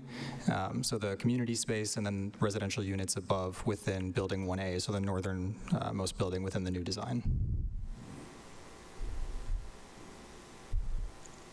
I'll let others ask questions for now. I've just stated my immediate visual reaction to what I'm seeing and my concerns, but if other people have thoughts, I'd like to open it up to them. Sure. Thank you, Councilor McLaughlin. Councilor Strezzo. Thank you. Through you to Mr. Demers. Quickly, please remind me how many retail space opportunities are there with this latest project? I know there's the expanded one of square footage in one of them. Through you, Mr. President, to Councilor Strezzo. So they're offering roughly 15,000 square feet of retail space. That's shown in this split as essentially 2 retail spaces, so one being around 4,000 square feet, a little under, and then one being roughly 11,000 square feet. But the team does call out that if 11,000 square feet is more than is needed, which, that might be larger than even a neighborhood grocer might need, that could be subdivided further into additional retail spaces. Thank you. Through you, one of the things that I've heard over the past years from residents in what they desired is a laundromat. Has that feedback been given yet? And if not, if that is a possibility, would there be a special conversion of the retail space that would be required if that was? And I know that's a very specified retail opportunity. Through Mr. President to Councilor Strezzo, I haven't heard the specific request around a laundromat. In general, I have heard the request around, so definitely seeing grocers, seeing food options, but also seeing neighborhood services, which I think you could categorize laundromats under. I am not sure the specifications that would be needed for adding a laundromat to the site. I do know that the development team has started some conversations with potential tenants, but if that was a tenant of particular interest, then it's something we could definitely flag for them to start conversations early. Thank you. If you can, please ask that to see if that's still a priority. In the past, numerous times, it's been laundromat, a small grocer, or convenient grocery store of some capacity, and a bank or some kind of bank access to where they can walk to. Thank you. One more question. And with that, if this ends up being a community space, would that be in place of the Ralph and Jenny Center, or what would be the plans that the city is envisioning with the Ralph and Jenny Center? Through you, Mr. President, to Councilor Strezzo, I can't speak to, it's definitely very early in the, even in the suggestion of this taking the place of the Ralph and Jenny Center. The intention here being how proximate it is to the Cobble Hill Apartments, and with the kind of, the size of the Ralph and Jenny Center compared to the amount of the 7,000 square feet that they're able to offer here for community space. It seemed like a natural idea. But those conversations are so early along, so there'd be many more opportunities to have that conversation. Okay, thank you. Thank you, Councilor Strezzo. Councilor Klingen. Oh. No, Chairman Scott, please. Sorry. Mr. President, through you, so it sounds like this is pretty early on in the process. There's a general outline of what will be to come, but because this is currently sort of a city-owned parcel, if you will, well, SRA, I would think that would give us a decent amount of leverage as far as, and of course, making all the numbers work is a whole nother stumbling block, but as far as, making sure that we're getting the maximum amount of ADA accessible apartments, maybe some social housing units or something like that. When will those discussions take place? As far as once we sell if we sell them the land, I mean, we don't, what leverage do we have then? Through you, Mr. President, to Councilor Klingon, can I just ask on the social housing piece what exactly you're referring to? Like what exactly you would be imagining? Just the possibility of some social housing. I mean, social housing being the concept that I would identify it being as income restricted to, say, 30% of your income or something like that. But I'm just wondering when is a good time for those conversations to take place? Through you, Mr. President, to Councilor Klingon. So what they have proposed for the site is, so it's the 418 rental units and then essentially the standard inclusionary zoning set aside. So 20% of the units being set aside at 50, 80, and 110% of area median income. So there are potential, nothing is locked in until a land disposition agreement is agreed to. So we are not at that point yet. However, any additional asks around different kind of housing configurations likely will have an impact on the financial value that is offered for the land. This team has also been quite realistic in the conversations that we've had with them that, they deliver roughly this size of rental housing that is kind of their wheelhouse. And so part of what is appealing and realistic about this team is that they have delivered this before, but they also do kind of stay within this space of rental housing generally. So, there are future conversations to be had, but they have not posited currently, and we have not brought up actively in conversations the idea of having social housing units, or necessarily deeper levels of affordability.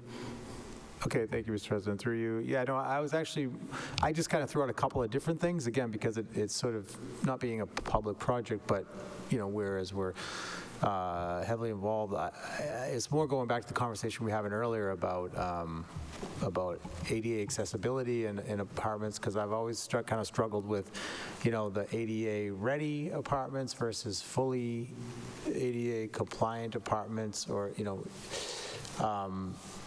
so that's always been sort of trying to understand what the workaround is. A lot of times developers will build stuff that they claim is accessible ready in case if somebody, I guess, wins a lottery or something, or happens to rent from them, that they can accommodate.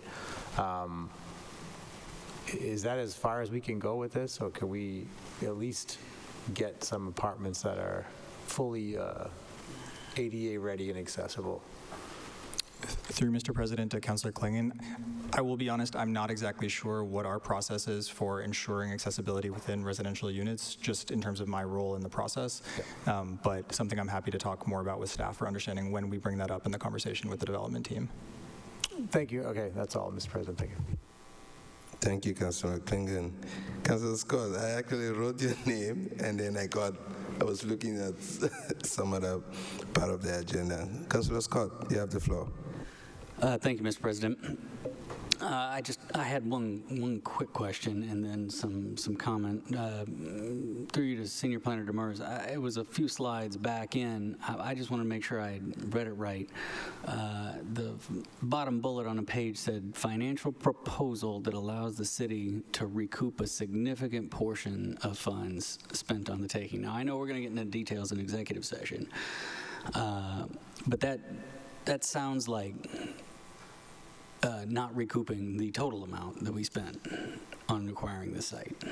Is that accurate? Through the President to Councilor Scott, I cannot discuss details of the financial offer. Publicly, we'll discuss them in executive session. Okay. Well, Mr. President, if I eat 3 slices of pizza, I have eaten a significant amount of that pizza. So I have to presume this wording is intentional. So I want to start with that concern right there. When I look at this, first I want to extend my compliments to Wood Partners. This is a significantly improved project from their initial proposal. I appreciate the hard work from city staff that went into refining and making this as good as it can be.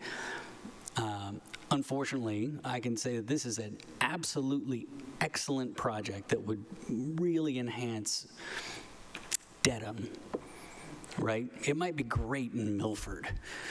This is, top-notch for Norwood. So, but this is in the heart of Somerville.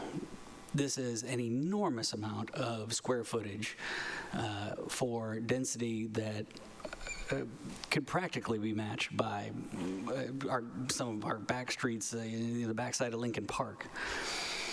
I think to move forward with this would be a real loss of an opportunity, regardless of how much money the city is going to recoup from the, let's say, problematic process that has undergone at 90 Washington. I know that just across the railroad tracks in Brick Bottom, there's folks who want to do 10 to 15-story buildings. I think moving rashly, I understand the city council doesn't get a say in this, but I would urge the SRA, when they're having that discussion, to walk away from this. I know everybody wants to see development on that site, but a fire sale is not the right time to sell property.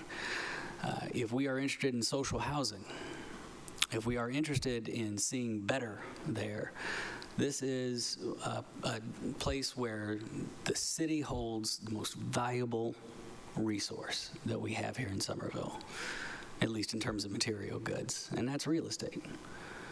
This could be an opportunity to say, hey, look, we already went all in, we bought this site. It's time to figure out how, while we're passing $130 million bonds and investments, how we really put our money where our mouth is in terms of housing production. That we could then ensure would be accessible, that we could then ensure had multi-generational use. We could pursue an entirely new model here as opposed to conducting a fire sale for the sake of recouping some of our investment on this site. When I think about our AAA bond rating, I wonder, what is it for? I think it is time for us to challenge ourselves. I think it is appropriate for us to take a big swing. And this, unfortunately, is not that big swing. You know, I guess I'd feel different about it if I was on the Milford City Council, but I'm here in Somerville. So, obviously looking forward to executive session, but I wanted to make sure that these remarks were held in open session. Thank you, Mr. President. Thank you, Councilor Scott. Any other question on this item? Councilor Wheeler. Thank you, Mr. President. One procedural thing I wanted to just clarify, the step in the process, if the council and the SRA and the 90 Washington Civic Advisory Committee all agree to move forward with the Wood Partners proposal, there's an additional step, which is creating this land disposition agreement. Is that correct? And that itself would require approval by the council again. Is that correct? Yes, through you, Mr. President, to Councilor Wheeler. So the decision around designating a developer is within the process. Solely the redevelopment authority is making that vote. So we're collecting feedback from the council and from the CAC, and obviously we want to get as much of that feedback as possible. For the decision on Monday, it is technically in the process the redevelopment authority's decision. However, that would immediately start the process, as you mentioned, of negotiating a land disposition agreement, and that land disposition agreement is what would actually lock in the project and allow it to move forward. And that document would need to be approved by the City Council prior to being executed. Thank you. And just to sort of, as a frame of reference, one thing I think that it's important for us to keep in mind here is this is, in some senses, a large plot of land. In some senses, it's a small plot of land. I mean, you can see on the aerial map how much smaller it is than the Cobble Hill development. And even though this was not originally conceived in our request for proposals process as specifically a social housing project, we are talking about 85 income-restricted units out of 418, I believe, was the proposal, if we're including that building 2, the sort of tail building. with apologies to my colleague from Ward 2, I don't think that's happening in Milford. Is it as dense as I would ideally like to see? No. But the original proposal from North River Lyric, which did include a significantly tall tower, that had about this number of total housing units.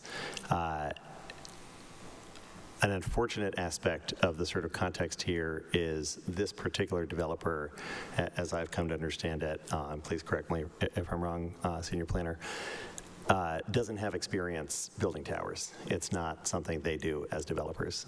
That is unfortunate that we lost a developer who does have that experience. This is right by the Somerville Green Line station. This is fairly close to the Orange Line station just across the border in Charlestown, and it's on bus routes.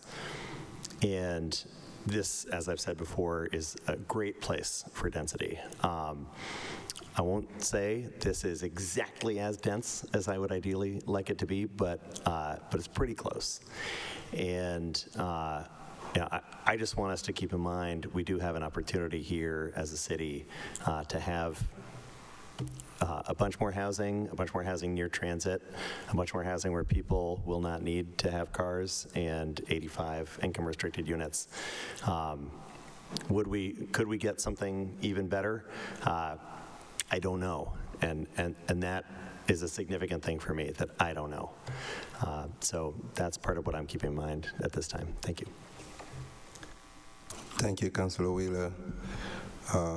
You're in luck, because I would have, as a point of privilege, I would have invoked the councilor to respond since you mentioned him, but we'll move on. Councilor Hart. Thank you, Mr. President. I just have a quick question. Through you to Planner Demers. Did the proposal specify the mix of the 418 rental units in terms of numbers of bedrooms? Through the President to Councilor Hart, it did. I apologize, I don't have it within the slide, but if you go to the full proposal on the webpage, the one thing that I can note about it is that there is a fairly high proportion of affordable three-bedroom units in particular. So if you look at the ratio of studio 1, 2, and 3-bedroom units across the project, and then you look also at those ratios across the income-restricted units within the building, the ratio of 3-bedroom income-restricted units is much higher than the ratio of 3-bedroom units overall. So they have tried to add more larger income-restricted units, which is in line with conversations we've had previously around wanting to see more income-restricted family-size units specifically. Thank you. I'll just add a comment in terms of, I think it's great that the developer is considering the community space for seniors, and of course I support that. It'd also be great to see amenities with families and young children in mind. Thank you. Thank you, Councilor Hart. And also, for what is worth, I've had conversation from the folks that sit on that advisory board. They're excited about this project, even though they would have loved to see the whole thing, but I've spoken to a few of them, and they think, it's not a bad project. Councilor Clinton. President, just a comment, not any more questions. So I just want to say on this particular project, I will stick with what I've been saying from the beginning. I certainly would look to the ward councilor on this, if and when we decide what we decide we're going to do. I love the idea that the city currently, or the SRA currently, we currently own it, that we could get dreamy with it, but I know there's real financial concerns and constraints with this, and I know that nobody's really building. We could be sitting with this empty lot for a long time. So I'm not, I'm having to trust city staff and different people as to sort of what the best direction to go in is here. I guess, we'll hear in executive session the actual dollars, but, I struggle with this because we're down to only one, we don't even have an option, we're down to one developer, and I heard concerns from the ward councilor about the berm, and I heard density concerns, and then of course just generally, what could be, but that may not be necessarily a luxury that we have to play around with. So I struggle with this. Thank you, Councillor Klingon. Yeah, I agree with you, Councillor McLaughlin. You have so much influence in bringing, leading the direction of this project, for sure. Any other discussion or question on this item? Seeing none, we'll place this item on file. Thank you. Next item, Madam Clerk.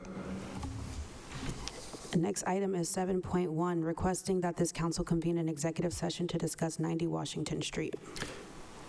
Attorney Amara, is this an item appropriate for executive session? Mr. President, I'm sorry, can I just interrupt?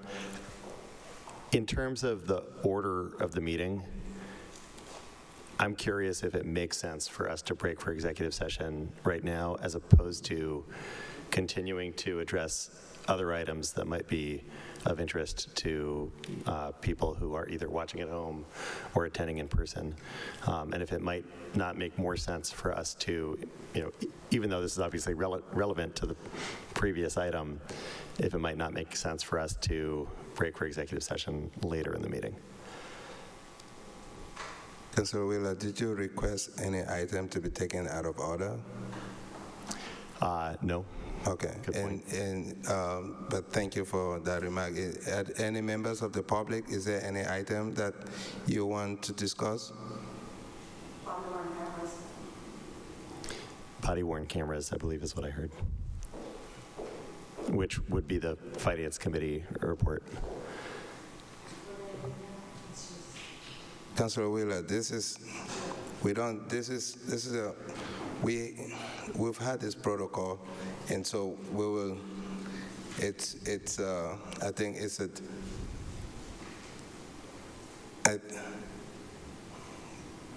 Councilor Strezzo, you have a comment?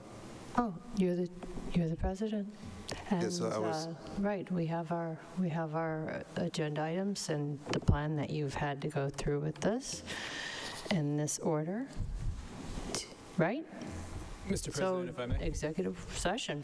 Our staff's been waiting here for a while for this. That's what I intended to do, but I want to yield to my colleague to hear what. I would just, obviously, I have great respect for members of the public that are here. Typically, the way this works is if there are members of the public here to speak to an item, they work with the councilors to submit them. We take those up first. We also respect the city staff's time. The president typically works with the staff to set the order of the meeting. It's up to you. But my view is it's 10:30 at night. It's an appropriate time for us to go executive session while our brains still work. Thank you. I guess this is exactly what I was trying to say. I mean, we already have, I came in early, we organized the agenda. If there was something that, had to be taken out of order, a colleague will submit it.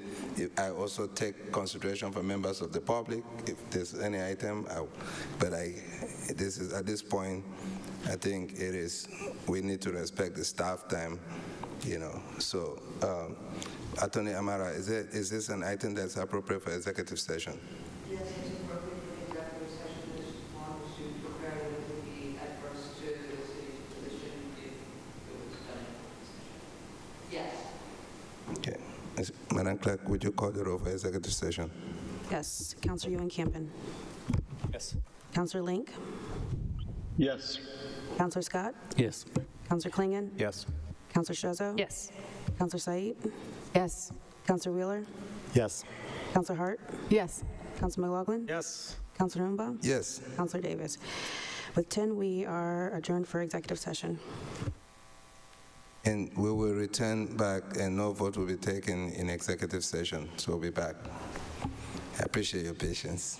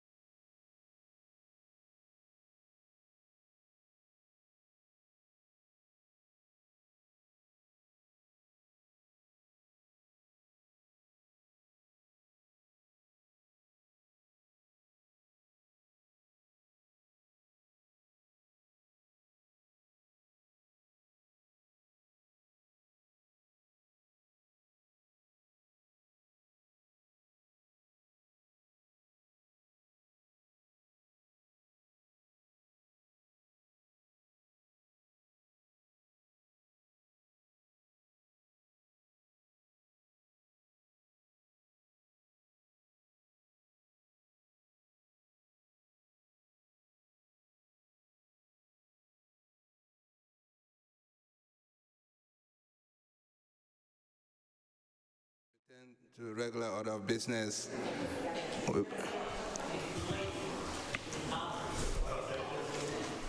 So we're back from executive session. No votes were taken. And Madam Clerk, would you call the roll to establish a quorum? Councillor Ewan Campen. Here. Councillor Link. Here. Councillor Scott. Present. Councillor Present. Klingon. Councillor Klingon. Oh, yep. Councillor Strezzo. Present. Councillor Said. Here. Councillor Wheeler. Here. Councillor Hart. Here. Councillor McLaughlin. Here. Councillor Mba. Present. Councillor Davis. With 10 members present, we have quorum. Thank you, Madam Clerk. Councillor Wheeler. Mr. President, I move to take the Finance Committee report out of order. Actually, Mr. President, if we can please just address this next item in the regular order of business, 4.1, which will just be quickly placed on file. Yeah, Councillor Strezzo, when there's a motion on the table to take an item out of order, I had just asked before you this and asked the clerk to handle this before we went back in session. Mr. President, I'm happy to withdraw my motion. Thank you. So, thank you. It'll be quick. Councillor Whelan. I'm happy to withdraw my motion. So that motion is withdrawn. And Councillor Strezzo. Yes, just need the item read, Yes. please, and assigned. We are now back in regular order. That is now bringing us to item 4.1 by Councillor Strezzo, that the Strategy and Development Department and all relevant city departments conduct an economic analysis on the potential impact to the city's finances, including investigating all potential service providers, the impact of the city's bond rating, and the cost of enforcing the proposed ordinance amendment to Chapter 2, Article 7, Division 1 of the Code of Ordinances. Councillor Strezzo. Yes, this doesn't need to be placed on file. I believe it just, I'd like a report, or this handled over the summer, and the relevant departments take care of this immediately. Thank you.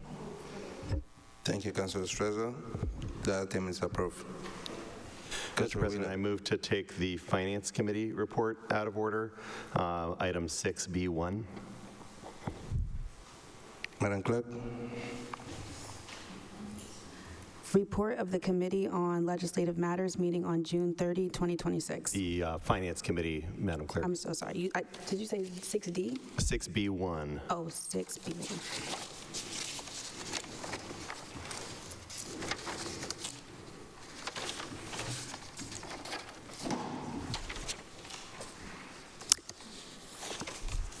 Sorry, okay, yeah. Report of the Committee on Finance meeting on July 7, 2026. Councillor Wheeler.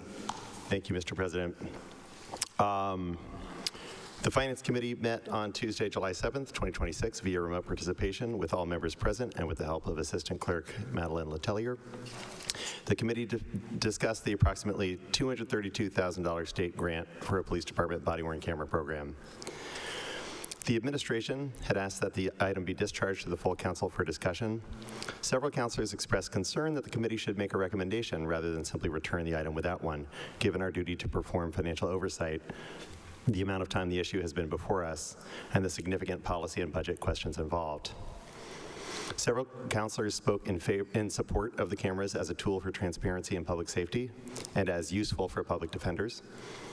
The committee discussed continuing concerns about the proposal, including the fact that the grant would only cover initial costs, while implementation would create substantial ongoing costs for the city, totaling, by my math, $446,000 per year.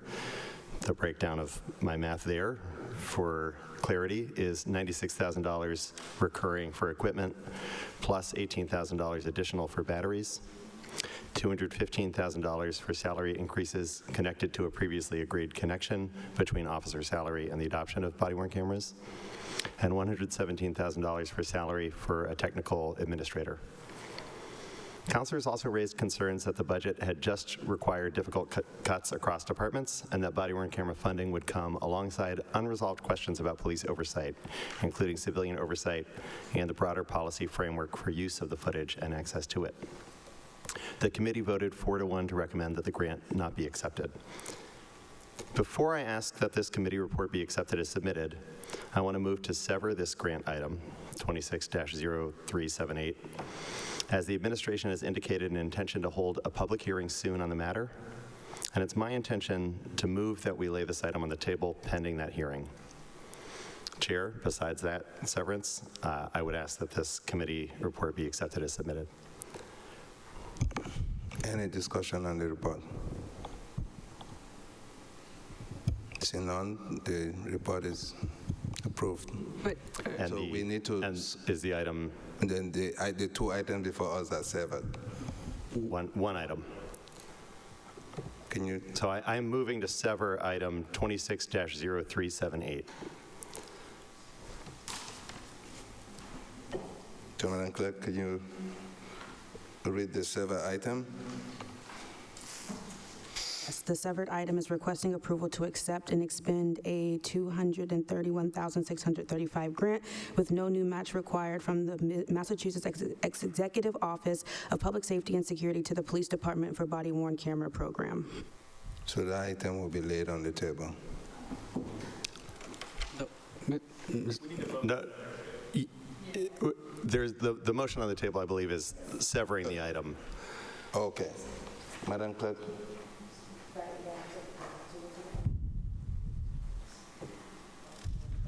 Okay. Okay, so yeah, we need to take a roll call to sever the item.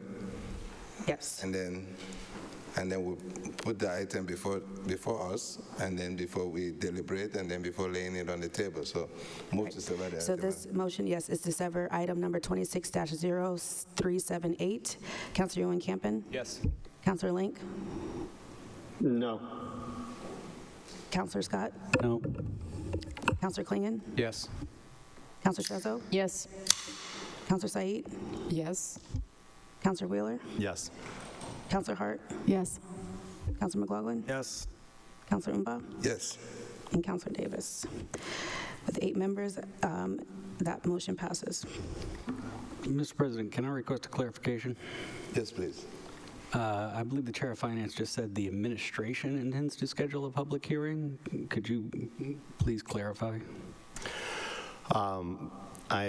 Through the President, I'm referring to the communication that was given by the administration to this council in the last meeting that included mention of there being a plan to do a public hearing around this. I know there's been a petition for a public hearing by members of the public. Councilor Scott, I guess we are discussing now on the severed item. So it's appropriate to ask that, ask your question now, because the item is before us. Mr. President, public hearings are matters of the City Council. They're scheduled by the City Council and by the committee chairs. This public hearing is scheduled to be held in early September. That has not changed. Just for clarification, Mr. President, I'm not assuming that there's any other schedule. I apologize for saying it wrong. I think so the item will be laid on the table. There hasn't been a motion to do that, but I do move to lay the item on the table. And so Madam Clerk said we're going to take that motion at the end. Okay. It's a little But we have Councilor Link online. All the things that we approve have to be a roll call vote. So we're going to bundle all of the ones that are approved, laid on the table, placed on file, et cetera, all as one. Okay, because Councilor Link is online, so we will have to change. Mr. President, we can take a roll call vote on a motion at any time. If a councilor wants to lay this on the table, that motion is before us. We can deliberate on that motion, and then we can take a roll call vote. That would be in order now, if folks want to do that. Did you just make a motion? I did. Okay. I moved There's a to lay motion to this lay the item item on the table. So roll You call. would ask, is there deliberation? Yeah, any deliberation on that motion? See none? Councilor Scott. Thank you, Mr. President. I see no reason to lay this item on the table. I'm prepared to vote on it tonight. I would be inclined to vote on this item tonight. Okay, so there's a counter motion to vote on it tonight, and then there's a motion to lay it on the table. So which motion supersede? The motion before us is the motion that would prevail. Yes, so, okay, so the motion to lay on the table is in order. Madam Clerk, could you call the roll? Yes. Mr. President, on the motion? Yes, please. Because we're discussing this. So the question as I see it is, do we want to just put an end to the discussion of body-worn cameras tonight, and then we can't take it up for 6 months, whatever the number is? Or do we want to leave open the possibility that at some point in the future, financial situation changes and we do want to take it up, something changes? My view is if we were to vote tonight, I'm a no. I don't want to pay for it this year. It's too hard. I think that's what the Finance Committee said very clearly as well. I appreciate that. But I don't want to shut down conversation about body-worn cameras for good for the foreseeable future. So that's not my view on this. If there is a way to make this happen that doesn't cost a lot of money, I'm certainly open to that. I'm skeptical that happens, but we'll see, right? So that's why I'm in support of laying it on the table. We'll see what happens, is my view.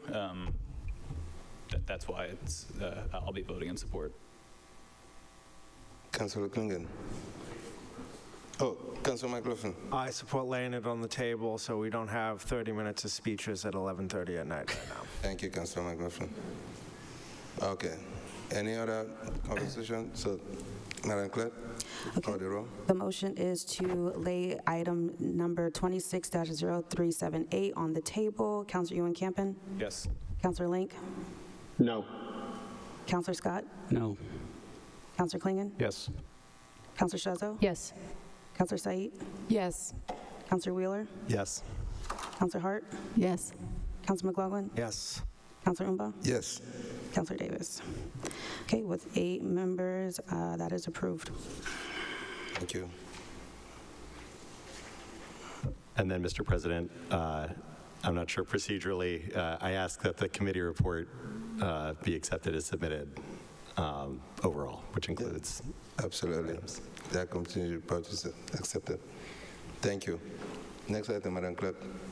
Next item is 4.3 by Councilor Davis in his capacity as president, canceling the regular meetings of this council scheduled for July 23 and August 13, 2026. I think it's, it's self-explanatory, and so, this is our last council meeting before we go on recess. Next item is Councilor Kling. Never mind, I was just going to make a joke. Councilor Kling, we don't have time. No jokes. Yeah. We have we're going to go past midnight here. Are you ready for the next? Next item, Madam Clerk. Next item is 4.5 by Councilor McLaughlin in support of State Auditor Deanna DiZiglio in her efforts to audit the General Court. Councilor McLaughlin. Baby, where the hell is my audit? Motion to approve. Thank you. That item is approved. Next item, Madam Clerk. Next item is 4.7 by Councilor Umba, conveying the protocol for consideration of appointments by the Committee on Confirmation of Appointments and Personnel Matters. Colleagues, you can check that out, and if you have any questions, reach out. Item is approved. Next item, Madam Clerk. Next item is confirmations, report of the Committee on Confirmations of Appointments and Personnel Matters meeting on July 6, 2026. Vice President Ewan Campen. Thank you, Mr. President. I ask that this committee report be approved. Thank you. Next, that committee report is approved. Next item, Madam Clerk. Next item is 6C1, report of the Committee on Housing, Community Development, and Equity meeting on July 1, 2026. Councilor Strezzo. Take a look at the minutes, colleagues. It's wonderful stuff, but I do have to sever an item due to a misfiling of one of the items. So I need to sever. Madam Clerk, Mr. Chair, through you, Mr. President, through you to Madam Clerk, is it order 260082? That is correct. Correct. Okay, can I move to sever that item and move to approve? Well, sever it first, and then move to market work complete and approve. So Councilor Strasser move to sever. Item 260082. Item Madam Clerk. 6. Yeah, could you read that item? C5, Yes. C5 on the agenda. This motion is on to sever item number 26-0082. Counselor Ewan Campen. Yes. Counselor Link. Counselor Scott. Yes. Oh, Yes. thank you. Counselor Klingon. Yes. Counselor Struzzo. Yes. Counselor Said. Yes. Counselor Wheeler. Yes. Counselor Hart. Yes. Counselor McLaughlin. Yes. Counselor Umba. Yes. Counselor Davis. 10 members, it is approved. So the sever item is before us. Mr. President, if we have to take the additional step to market work complete, then so be it, but it's fine to be discharged through committee. Fine. Councilor Strasser, could you repeat what you just said? Mr. President, I said it's aimed to be marked work complete. It was a discrepancy with the filing of this. Oh, I see. Thank you. So that sever item is marked work complete. Okay.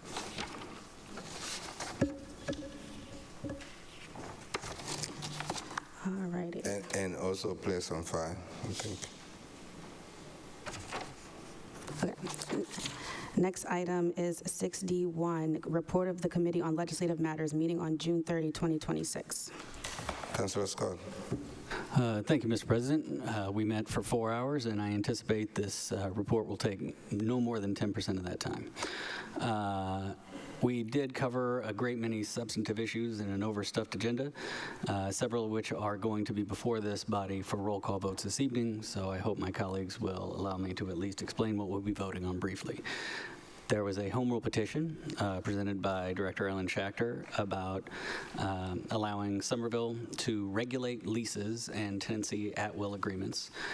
It's also known as the early leasing home rule petition. This is basically to say that you cannot have your landlord tell you 9 months in advance that you have to sign a new lease, or else they're going to start showing your apartment.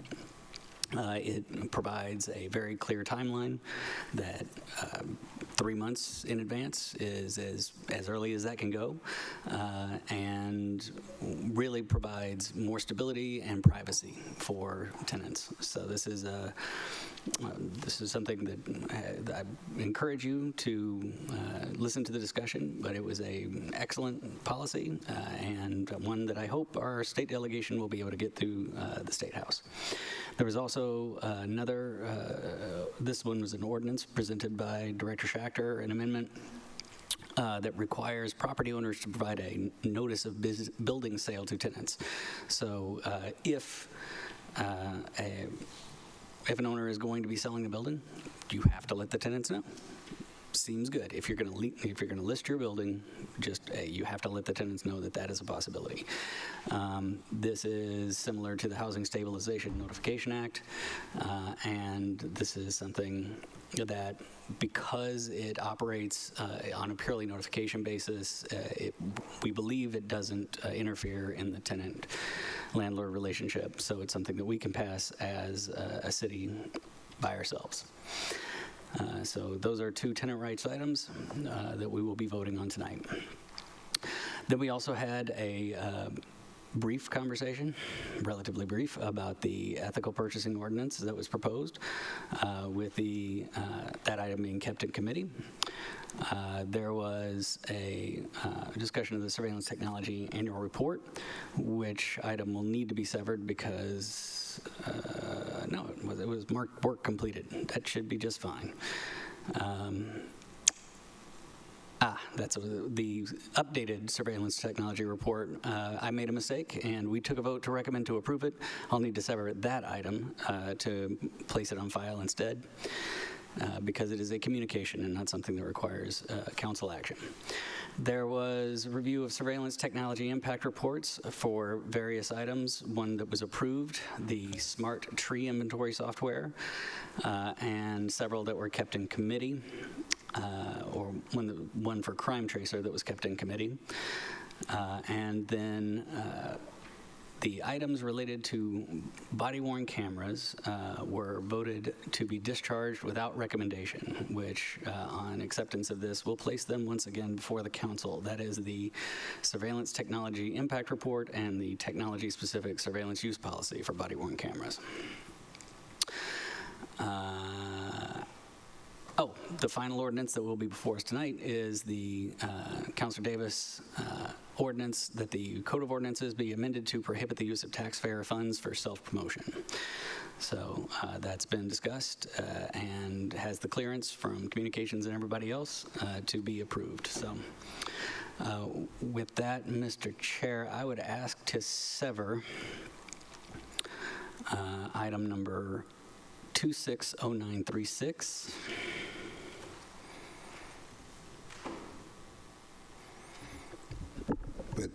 Which? It's number 6, 260936. Okay, so could you read that item, Madam Clerk? Yes. This is a motion to sever item number 26-0936. Councilor Ewan-Campen. Yes. Councilor Link. Yes. Councilor Scott. Yes. Councilor Klingon. Yes. Councilor Strezzo. Yes. Councilor Said. Yes. Councilor Wheeler. Yes. Councilor Hart. Yes. Councilor McLaughlin. Yes. Councilor Umba. Yes. And Councilor Davis.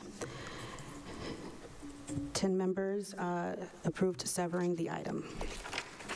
I request that item be placed on file. Okay. So the item will be placed on file. All right, and then I request that the committee report be accepted as submitted. Any discussion on the committee report? Seeing none, the committee report is approved. I believe we have... We have a couple of roll call votes, Yep, Mr. and we President. have to enroll and ordain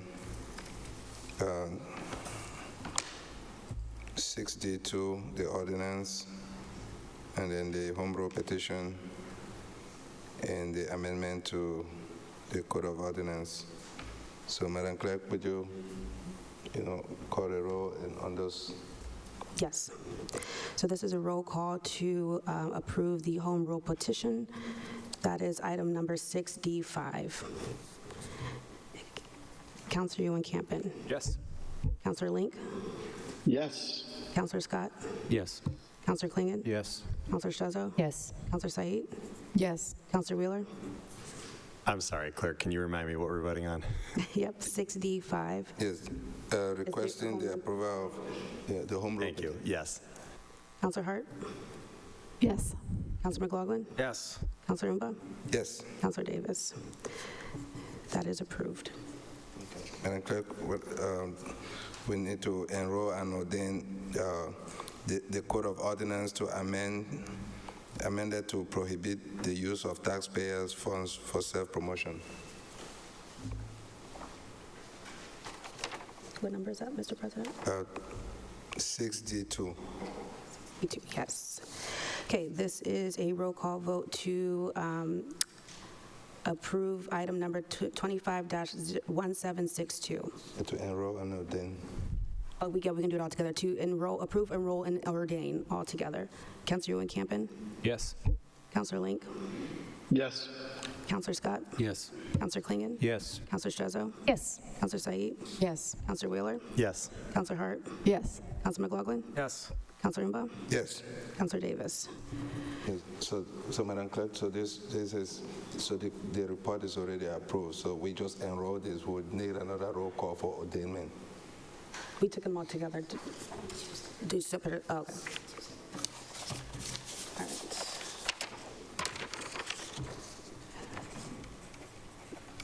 All right, this is still on the same item to ordain. Councilor Ewan-Campen. Yes. Councilor Link. Yes. Councilor Scott. Yes. Councilor Klingon. Yes. Councilor Strezzo. Yes. Councilor Said. Yes. Councilor Wheeler. Yes. Councilor Hart. Yes. Councilor McLaughlin. Yes. Councilor Umba. Yes. Councilor Davis. That item is approved. So one last item to enroll and ordain 6D7. That is correct, Mr. President. This is to approve item number 67. Councilor Ewan-Campen. Yes. Councilor Link.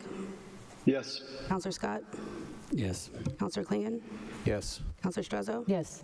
Councilor Said. Yes. Councilor Wheeler. Yes. Councilor Hart. Yes. Councilor Umba. Yes. Yes.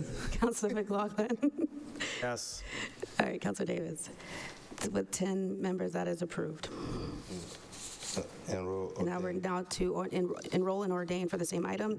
Counselor Wood-Campin. Yes. Counselor Link.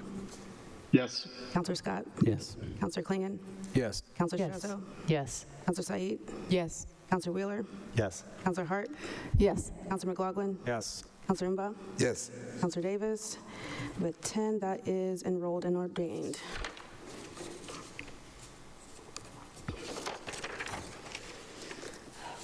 Do we have, we ordain the stuff? Yes. This is to ordain Counselor Wood-Campin. Yes. Counselor Link. Yes. Counselor Scott. Yes. Counselor Klingon. Yes. Counselor Strezzo. Yes. Counselor Said.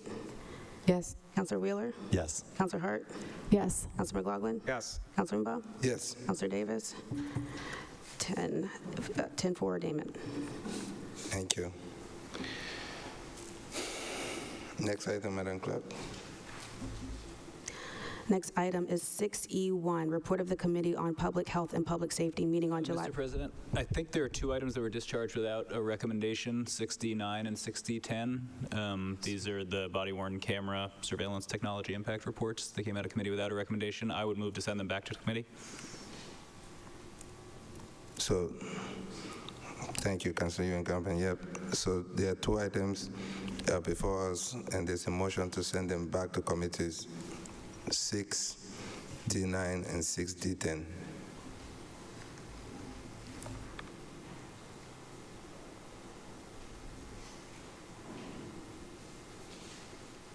Councilor Wheeler, on the motion. I'm just curious about my colleagues' thinking for why it would make sense to send those back to the committee, what the committee discharged them.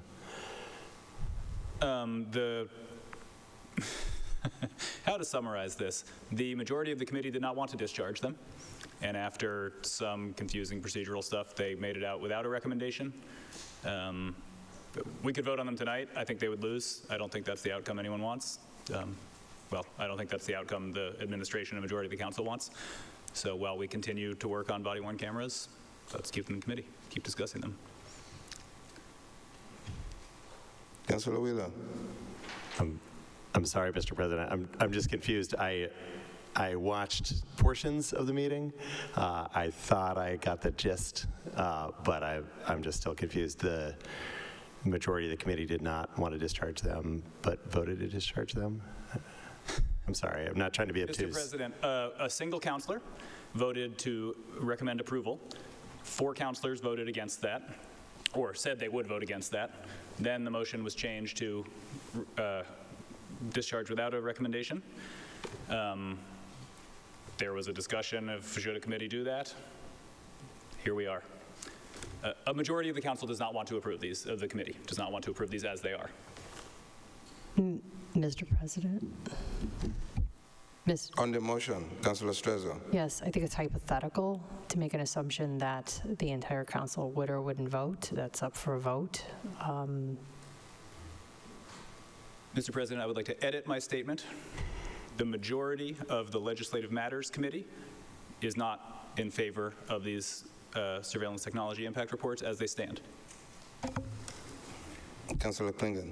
Councilor Strezzo, are you Thank you, Mr. President. Through you, just again, to those of you who are more knowledgeable than me, if we were to do a roll call vote right now and it was to get voted down, we wouldn't be able to take it up for how long?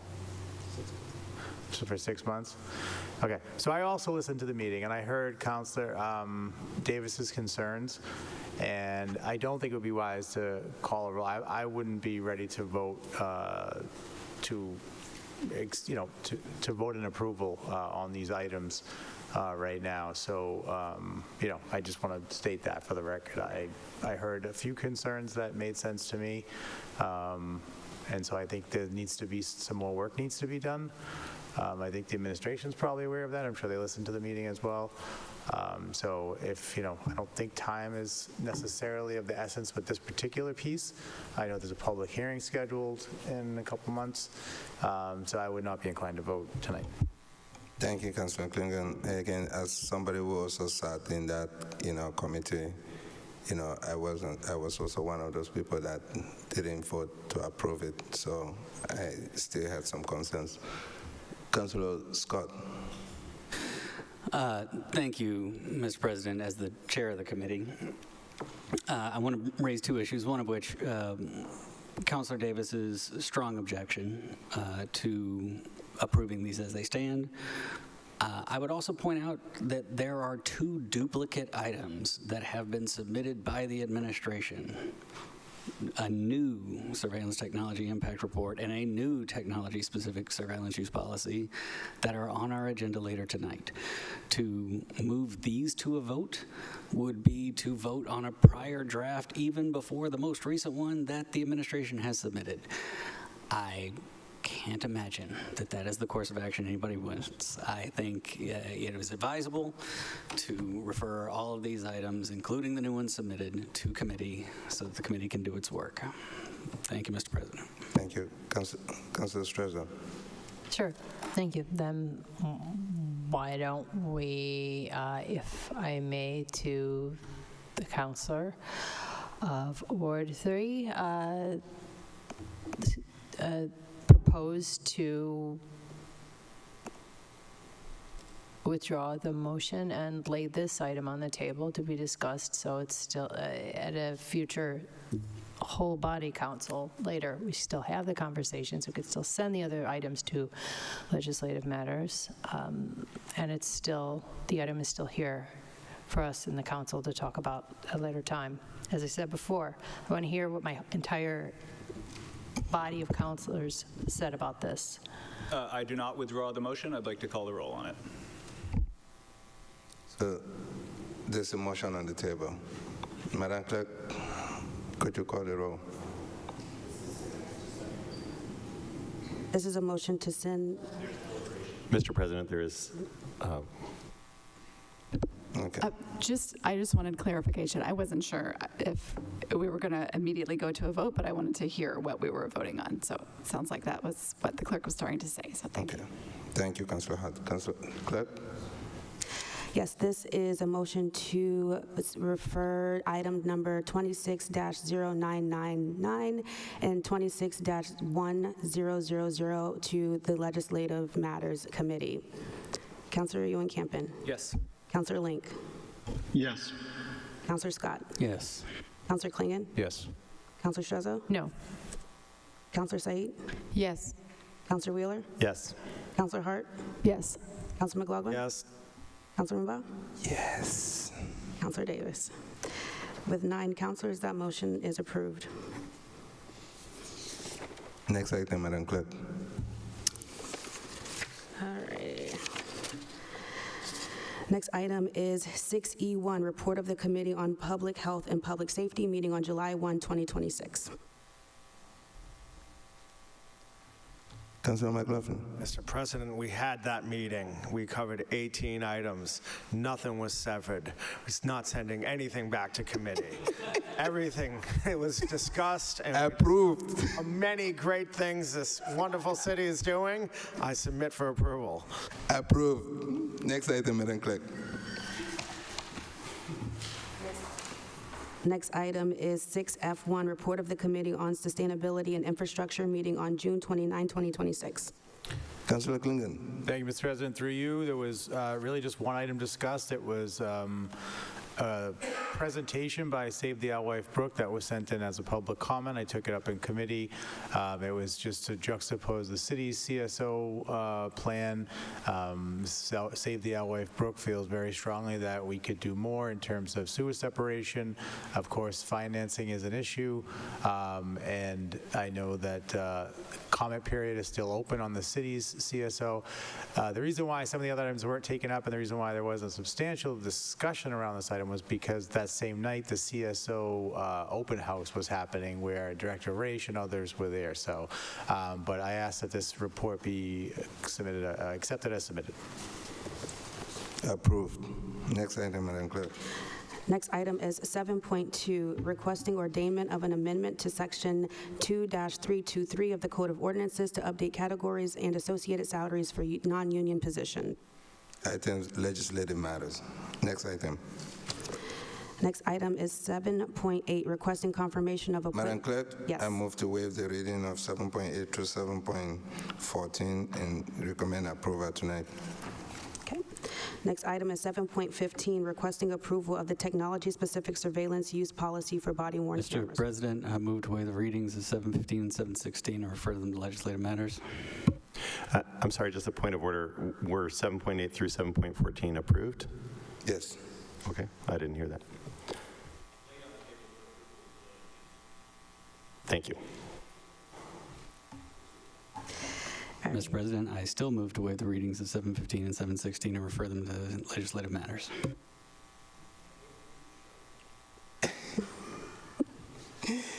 So we have Director Najim Williams, on the item. Good evening, Mr. President. Through you, Amanda Najim Williams, Director of Intergovernmental Affairs. As was mentioned earlier this evening, these are new items that were resubmitted following the Legislative Matters Committee meeting on June 30th, based on the conversations and the discussions that councilors had raised. This is not an uncommon thing for the administration to do based on the feedback. Our goal is to continue to be collaborative and get this to a place where folks feel comfortable to approve this. So it is the administration's request that these items be laid on the table so that they can be taken up at a special meeting. Okay. Councilor Scott, there is the request of the administration to lay this item on the table. I have made a motion to refer these items to committee. That is the motion before us. Okay. Any discussion on the motion? Madam Clerk. This motion is to send item number 7.15 and 7.16 to Legislative Matters Committee. Councilor Ewan Campen? Yes. Councilor Link? Yes. Councilor Scott? Yes. Councilor Klingon? Yes. Councilor Strezzo? Yes. Councilor Said? Yes. Councilor Wheeler? Yes. Councilor Hart? Yes. Councilor McLaughlin? Yes. Councilor Mba? Yes. Councilor Davis? With 10 members in the affirmative, it is sent to Legislative Matters. Next item, Madam Clerk. Next item is 7.18, conveying responses to questions discussed by the Committee on Legislative Matters meeting on June 30, 2026. Item is placed on file. Next item. Next item is 8.2, Chief of Police conveying a biannual report pursuant to Section 2-6G of the Code of Ordinances. Placed on file. Mr. President. Councilor Scott? On the item, I appreciate this update. It's an interesting report. I did want to highlight that in the section about Somerville Police's cooperation with ICE, it was stated that there were 5 ICE detainers requested of the Somerville Police, of people that they had in custody. Those people were released before ICE showed up to pick them up, which is great. The city of Somerville did not cooperate with those detainer requests. However, in the context of our surveillance discussions related to Crime Tracer and whether or not Immigration and Customs Enforcement has access to our city of Somerville police records, I would highlight that ICE knew who we had arrested, and they could only find that out if they had access to our arrest records. Or I guess somebody from the police station could have called them and told them. But I appreciate that the right thing was done. They were not held for these detainers, but that information in this report concerned me. Thank you. Thank you, Councilor Scott. Next item, Madam Clerk. Next item is 8.3, City Clerk conveying block party license issued. Ooh, block party. Let's go party. Next item, Madam Clerk. Next item is 9.1. That'll be placed on file. Thank you. Next item is 9.1, Arts Council applying for a public event license for Global Grooves, Rhythms of the Game on July 11 from 10 a.m. to 6 p.m. Rain date July 12. Councilor Hart. I would like to waive the readings of 9.2 and 9.3 and approve 9.1 through 9.3. Any objection? Those items are approved. Next item. Next item is 9.5, 74 registered voters submitting a petition requesting a public hearing regarding the proposed ethical procurement ordinance pursuant to Section 2-11 of the City Charter. The item is placed on file with copy to legislative matters. Next item. Next item is 9.6, 10 individuals, including 4 residents, submitting comments regarding body-worn cameras. Item is placed on file. Next item. Next item is 9.7, Pedestrian and Transit Advisory Committee submitting comments regarding bus network redesign. Item is placed on file. Next item, Madam Clerk. Next item is 9.8, Joel Paul submitting comments regarding Davis Square neighborhood plan. Item is placed on file. Mr. President, I would like to move to waive the readings of 10.1 to 10.7 and approve. So Councilor Hart moves to waive the reading of 10.1 to 10.7 and approve. Any objection? Those items are approved. Councilor Said. Yeah, Mr. President, can we send the copy of 9.7 to traffic and parking in addition to placing on file? Okay. We passed it. Sure. I have that noted. It's the is 9.7, Madam Clerk. Yep, to traffic and parking, Copy yes. to traffic and parking. Thank you. Next item is 10.8, Kate Doolittle submitting comments regarding Mass General Brigham strike. Item is placed on file. Next item is 10.9, Henry Edward Hardy submitting comments regarding body-worn cameras. Item is placed on file. Next item is 10.10, Kevin McIntosh and Gabrielle Worth submitting comments regarding item number 26-1165, David Square neighborhood recognition. Placed on file. Next item is 10.11, Christopher Rosal submitting comments regarding off-leash dogs. Then it's placed on file. Are there any other item before, Madam Clerk? That is it, Mr. President. We can then go to approve all the items that we've laid on the table. So we'll take all those items off the table and approve and also adjourn. So everything's in order. Madam Clerk, can you? Everything's in order. Can you do the So roll? this is to approve everything that was laid on the table and to adjourn. Mr. President, Yes, Councilor Scott? there was at least one item that was laid on the table with the intention of it being unfinished business, not for approval. I believe 4.6 is what you're referring to, correct? Madam Clerk, do we miss? No, not 4.6. It's the item that was discharged from Finance Committee and severed. Yes, you're correct. So I have that, 26-0378, I believe, is what we have for laid on the table, as well as 4.6.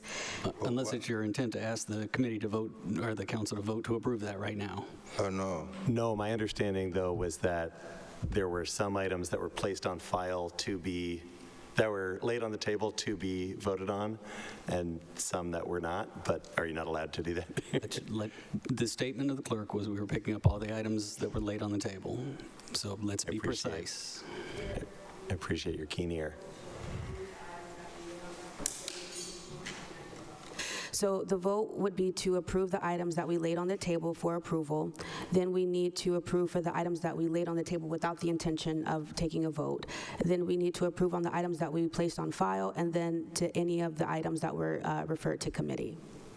Then what about the unfinished business? Is that separate?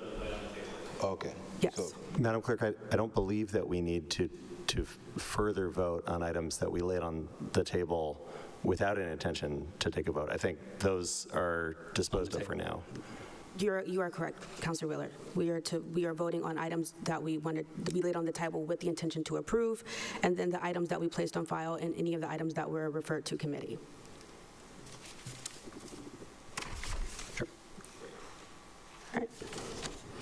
So the roll call vote to, Mr. President, are you ready? yeah, are we all clear about what is going on? So the item that is laid on the table will still remain on the table. We are not taking a roll call vote on the item that is laid on the table. So we are approving and adjourning. Madam Clerk, call the roll. Okay, so this is to approve items 2.1, 3.2, 3.3, 4.2, 4.4, 4.1, 4.5, the committee reports 6A1, 6B1, 6C1, 6D1, 6E1, 6F1, 7.8, 7.9, 7.10, 7.11, 7.12, 7.13, 7.14, all of the items from 10.1 to 10.7, and I believe that is all for approval, Mr. President. Okay. Will you please call the roll? Counselor Ewan Campen. Yes. Counselor Link. Yes. Counselor Scott. Yes. Counselor Klingon. Yes. Counselor Strezzo. Yes. Counselor Said. Yes. Counselor Wheeler. Yes. Counselor Hart. Yes. Counselor McLaughlin. Yes. Counselor Umba. Yes. Counselor Davis. Okay, with 10 members in approval of those items. Thank you, colleagues. Good night. Next are the items to be placed on file. No, we don't want to do that? Okay.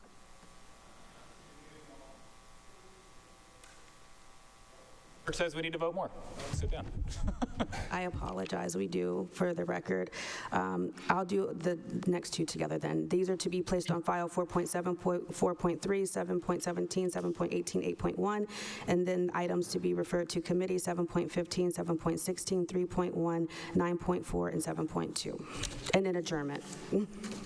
Counselor Ewan Campen. Yes. Counselor Link. Yes. Counselor Scott. Yes. Counselor Klingon. Yes. Counselor Strezzo. Yes. Counselor Said. Yes. Counselor Wheeler. Yes. Counselor Hart. Yes. Counselor McLaughlin. Yes. Counselor Umba. Yes. Counselor Davis. We are adjourned.